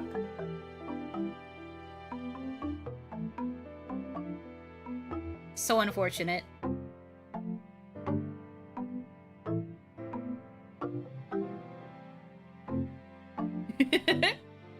Dang it, grinding for a drop. Was going to ask for some Yuno luck blessing, but the drop is a sub. Your energy would not help. Dang. That's crazy. Anyway, I will wish you good luck anyway. I hope you get the thing that you want.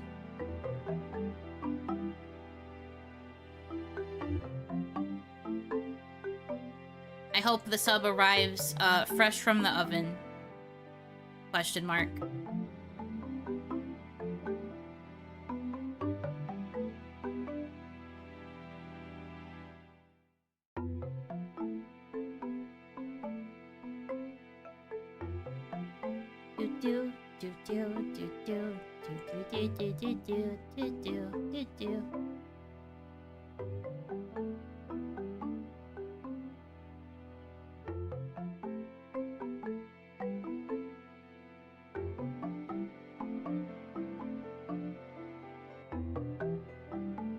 Kidney stonics. Yeah, no, literally.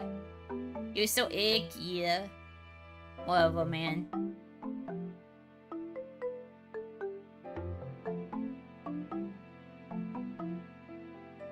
Yeah, when I play Pokemon games through again, when I'm not doing like my vanilla, like first playthrough of a game, I like doing randomizers and I like doing shiny hunting challenge stuff. I especially just really like randomizers. Like making it random and then trying to work with what I get. And it's fun. You ever take a dive into old Pokedex entries from early gens? Not super frequently, but there have been times where I've like Googled a Pokemon and then I just check out their dex entries as part of my Googling for something. They're pretty hardcore in later gens, but in older gens, I should say. But also like more recent gens too. They can often be quite dark, quite impressive. It's fun.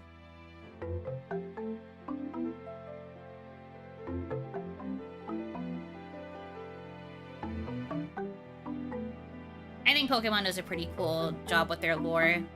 Having certain Pokemon be interconnected.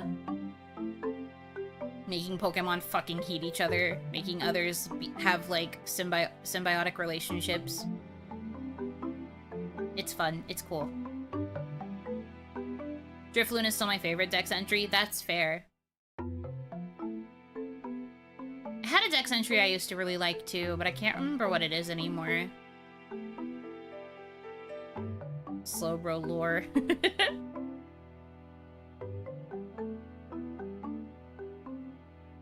Have you guys ever seen the short? I think it was a short of the girl who like absolutely adored Paris and then found out about Parasect and got really upset. I think she was playing Pokopia and they implied in Pokopia that like Paris was starting to kind of become a little bit more spacey and absent-minded because of, you know, the implication of like Paris being a little bug that eventually gets completely overtaken by the mushrooms on its back until it becomes a slave to the fungus.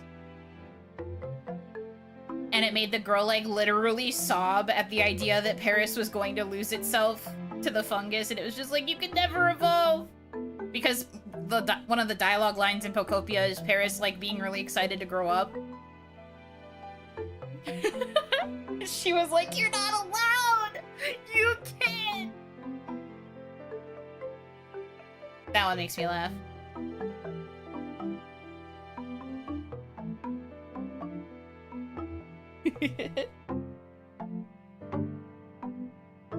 Yeah, I think it went a little viral in the Pokemon community. Lasagna consumes. In the end, you become lasagna. Zombie ant fungus. No, not the zombie ant fungus.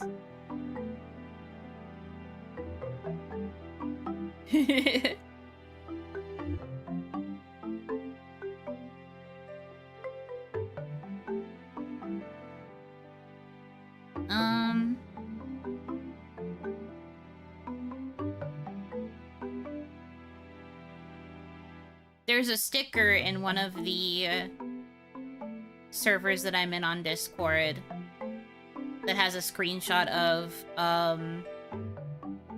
think it's Muck from, I want to say this is from Scarlet and Violet's decks. I can't actually remember. But it's a screenshot where, there's like a part of Muck's dex entry in this game that just goes, "It's so stinky!" exclamation point. So we took a screenshot of the Muck and the part of the text box that just says, "It's so stinky." And so we have that as a sticker in the server. It's really funny. We use that one a lot. It's good. It's a good sticker. Did you know that Muck backwards is Cobra? Whoa, crazy.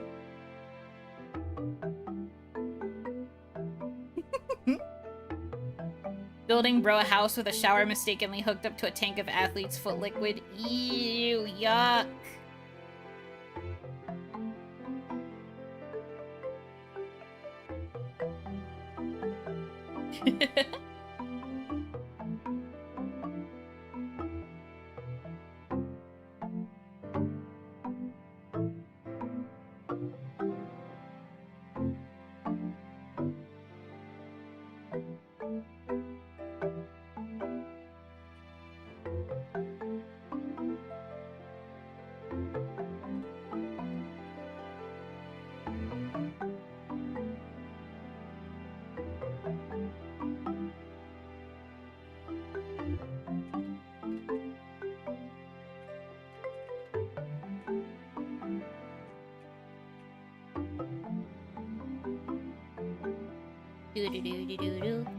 Who even thinks of those ideas? I don't know, but whoever does it is a genius, I think.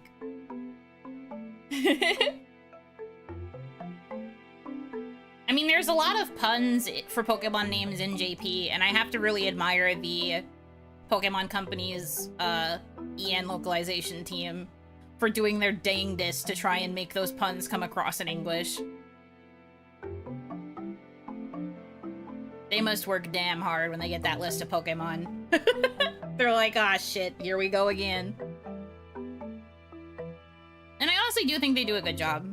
Like, when I look at what the names of Pokemon are in JP and I compare it to the pun in English, I'm like, oh, yeah. That makes sense to me. Oh. Now, why...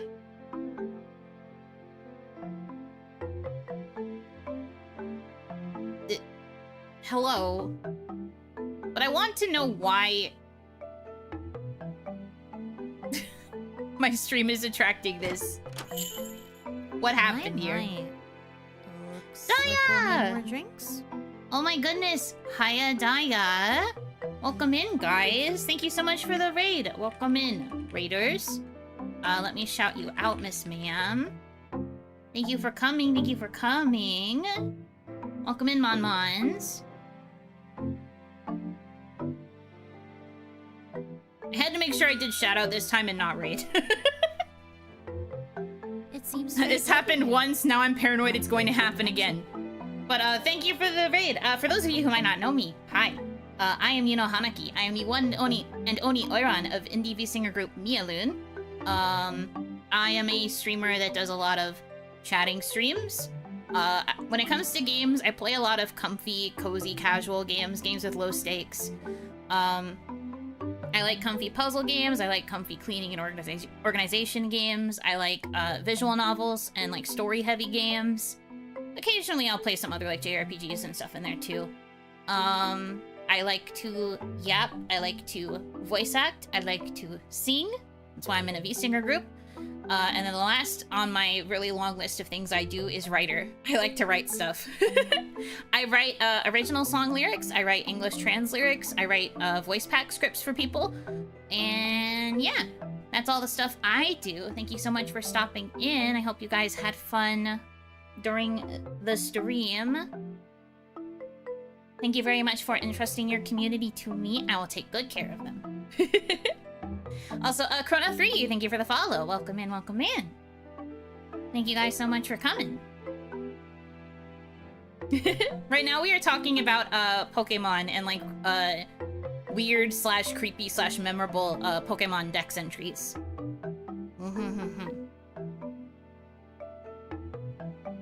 That is straight up a horror plot. You keep slipping the Paris antifungals in the food and water. His speech improves, memory sharpens until one night a tap at the window, dilated eyes. I know. That is a little scary. But yeah, no. Paris and Parasect are very scary, and this poor girl in this short was like very distressed by the idea that Paris growing up into Parasect meant that it was gonna lose itself to the fungus. Flowers for Algernon, but zombies. You know, a lot of topics in this stream seem to come back to Flowers for Algernon. I think I might have to actually read this book. But for some reason, I feel like not every OniMon, but a good number of OniMon streams bring up Flowers for Algernon. Do we have a reason for this? Like, what happens that this occurs? It keeps happening. You haven't? It's a really good book? Yeah, no, I haven't. It's been brought up in a couple different streams, some OniMon, some non-OniMon. And it is on my list of something to eventually read, but I haven't gotten around to it yet. Yeah, I had a feeling it would be sad. I looked at the description and I was like, oof.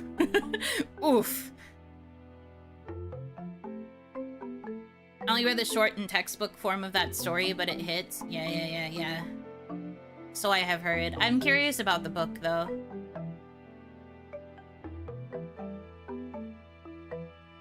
It just gets brought up so often that I'm just like, I feel like I have to read it in order to understand why it keeps getting brought up all the dang time. I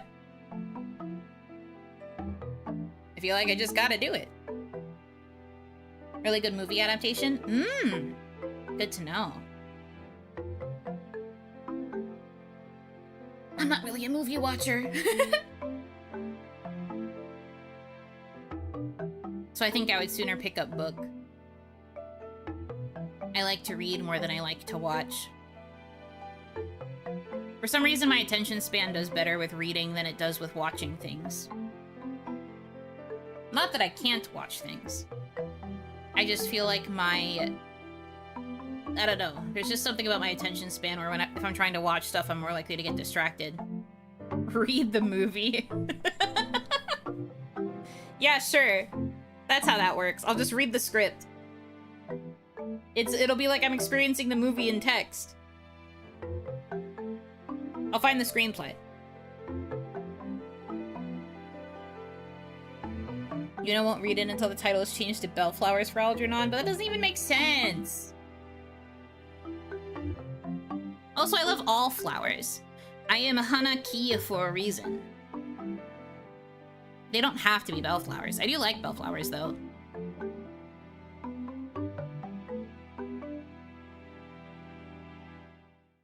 But yeah, all of that being said, I am interested in giving it a read sometime.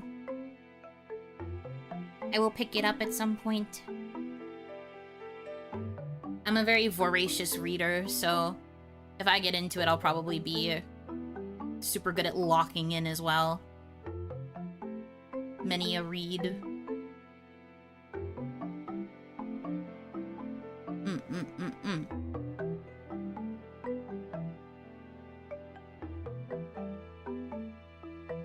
Anyhow.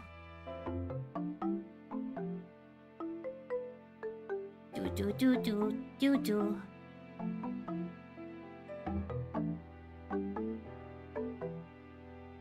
Let's see, what else to yap about today?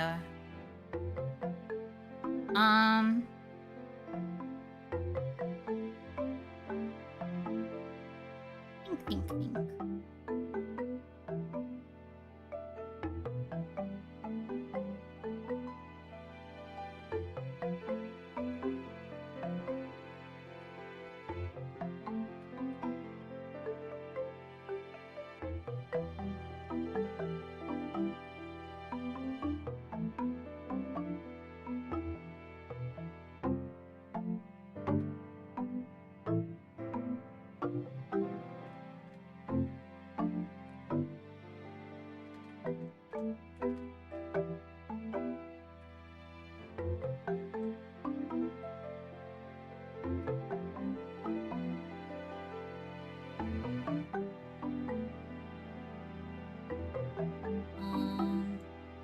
guess it'd be more like this.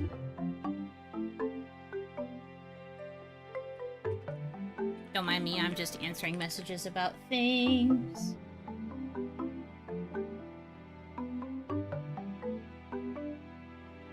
Here we go. I just got a shiny on Pokemon Champions. Ooh, cool. What Pokemon was it? Is it one you're actually going to use in a team? I haven't picked up Champions in ages. I liked it when I first played it for a little bit, but then I was eventually just like, I'm not very good at the game. I feel like I'm getting walled, so I gave up. Haven't really been playing it actively since then. I also have to hop back onto Kirby Air Riders for reasons that will become clear a little later down the road. But I have to hop back on and remember how to play. I played through all the tutorial stuff. I did a little bit of, like, the campaign. And I think I did one or two, like, one-off races. I think I tried, like, one round of City Trial. And I was just kind of like, something about this doesn't have the same exact magic as the original Kirby Air Ride. Which was a little bit of a bummer, because I'd been so looking forward to Air Riders. Like, it's fun, but I also just didn't really feel the same kind of, like, connection to it that I was expecting to. I was talking to someone else about it, but I was kind of like, it feels like a game that they made better for playing with friends. And it feels like less enjoyable for the single player experience. Meanwhile, the original game I feel like I could really enjoy in single player. So I don't know. Maybe it's just a me thing, and I need to give it more time. Hence why I have to pick it back up again and give it another go. It's a Tyrantrum. I'll build a team around it. I'm just thinking of a nickname. Maybe Yuno. We're not sure. You throw that out in battle and the person that's playing against you is just like, who? Unavailable? Wyanover? Like, they don't know how to read it, so they're just like, who is this? What is this for?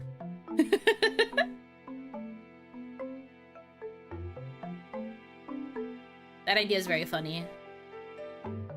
It would be an honor for my name to be bestowed upon one of your Pokemon. Shiny Tyrantrum is like blue, right?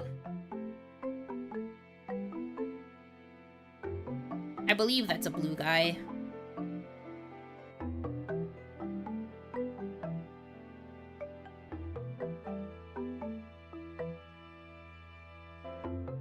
I'm more of an Aurora's girly, so I don't remember for sure.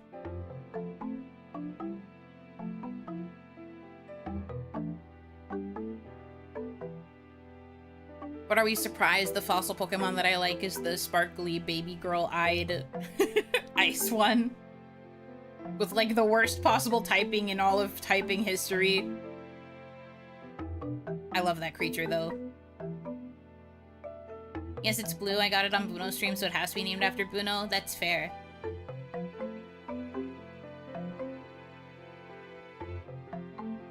I mean, you could always name it Bluno.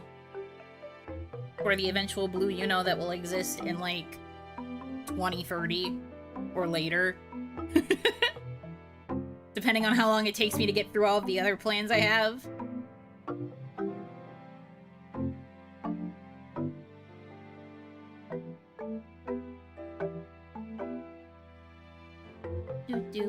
Do.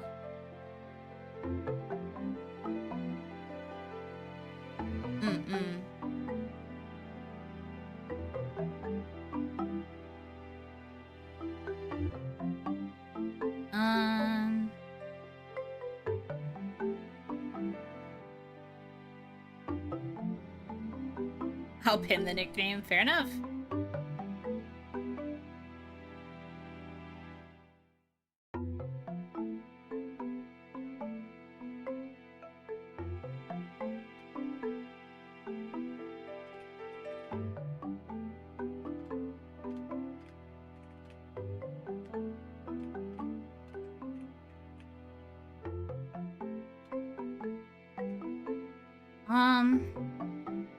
Schedule for this week is kind of up in the air right now. I I do plan to stream. Like, don't think you're gonna get no streams, but I have to figure out when and what. At the moment, the only thing I know for sure is members on Friday. We're gonna be doing a watch along, so hopefully you can make it to that one.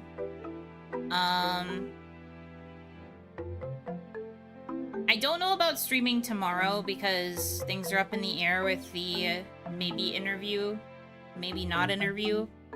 And I might be too depressed if it's not an interview, so I don't know if I'm gonna stream. I have to think about it. We'll see what happens tomorrow morning. Wednesday is the usual day off. Thursday? I don't know. What I will stream yet. But it'll be something. Oh wait, no, Thursday I have to finish Astronook, I forgot. Astronook's probably only going to take another, like, hour-ish, though, so... After that, it'll just be some yapping.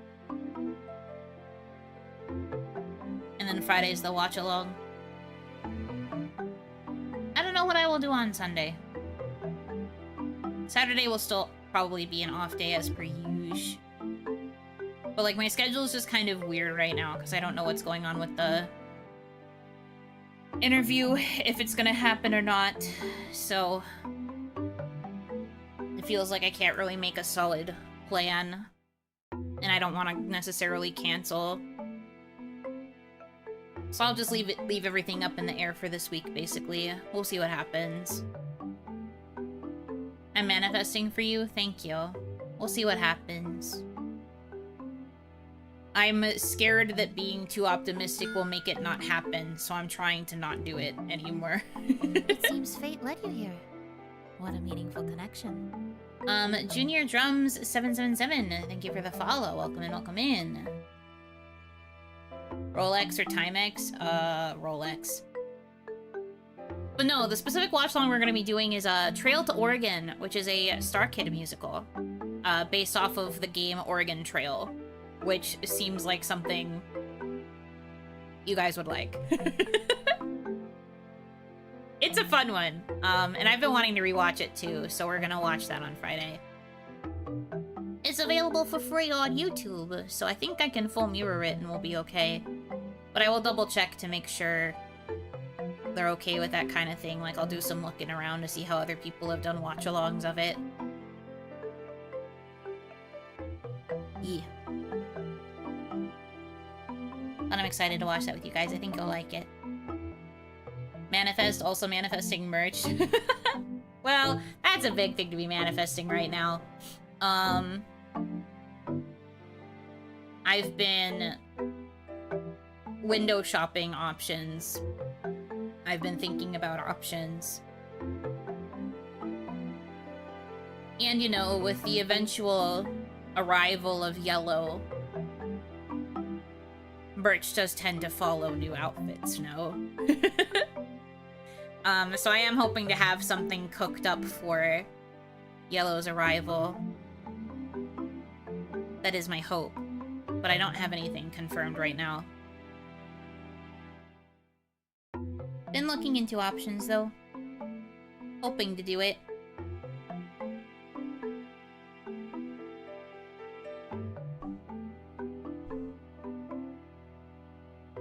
Really want to make Yellow happen if I can. In case anyone's curious, that's what the July project goal is. It's to give me the chance to shove dollars for the rigging.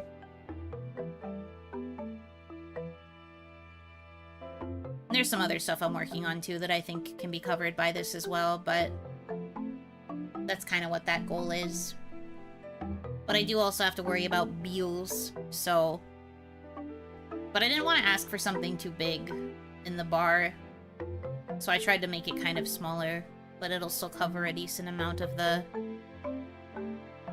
dollars for Yellow rig, because I would like Yellow to be done for anniversary, but I don't know, I might be cutting it a bit too late now, since we're getting later into July.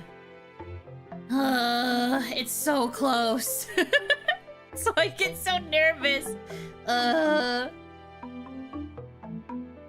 But I want yellow. So I'm doing my best. And you know, I'm saving money too. I'm trying to be good. I'm trying to be smart about it. So that way we can make yellow happen.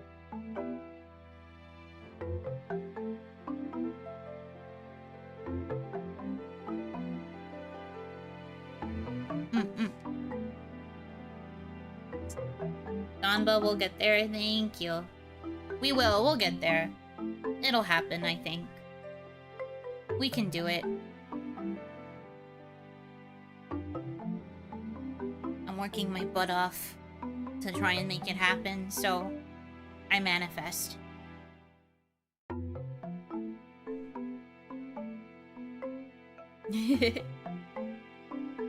And I always get so inspired seeing other people complete their events too. So like, seeing Tomoe's successful re-debut, seeing other people release new outfits, all this cool stuff that's happening. I watch all of it, and I'm like, I'm getting inspo. I'm getting energized. I'm cooking. So I'm really hoping to get more stuff out there and really push myself forward. And probably soon, I will be opening commissions as well, so that way I can use that to earn money for the projects that I want to complete. Gotta work to earn my bread, you know? So, I'll do my best. In the end, that's all I can do, is my best. I hope that I will be able to pull it off.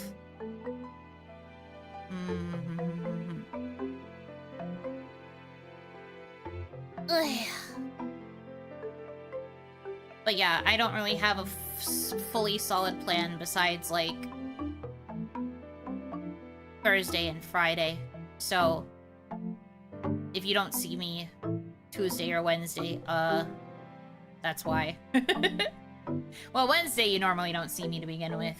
But if you don't see me on Tuesday, that's why. Hope that's chill with y'all. Maybe if I'm sad, I'll just use the opportunity to really lock in on a video script and I'll... surprise second channel moment. Try to channel my depression into energy for creative stuff. I really wanna do more, make stuff, do thing, so... Thank you for the hydrate. I took a sip of water. Let's see... let me do that. It is getting kind of late. I just realized it's been almost 4 hours. It goes by so fast. Why does OniMon go by so fast, dude? Like, I blink, and so much time has already passed. It's crazy. Time flies when I am chatting with you. So much fun with us? True. I do feel like this was kind of a lower energy Onimon, compared to some of the other Onimons we have had, but, I did still have a good time. I do feel, a little better, so thank you for that. A time wizard, that's me. I am Wizard of Time. A Wat, if you will. But yeah, I think I'm going to call it here, because it is almost midnight, and, you know, Hanaki Midnight Brain. I don't want to get too depresso espresso on main. And I have to call them in the morning, so I should probably try to make sure I get some proper rest in. So I will be calling it a stream here, if that's okay with you. If I don't see you Tuesday, I will at least see you Thursday. I don't know the specifics, but whenever I see you next. Until next time. Thank you guys so much for choosing to spend time with me. I hope that you have a good rest of your time zone. And until I see you again, Yunotsu! Have a good night, guys! So long, gamers. I'm gonna do my best. It is what it is.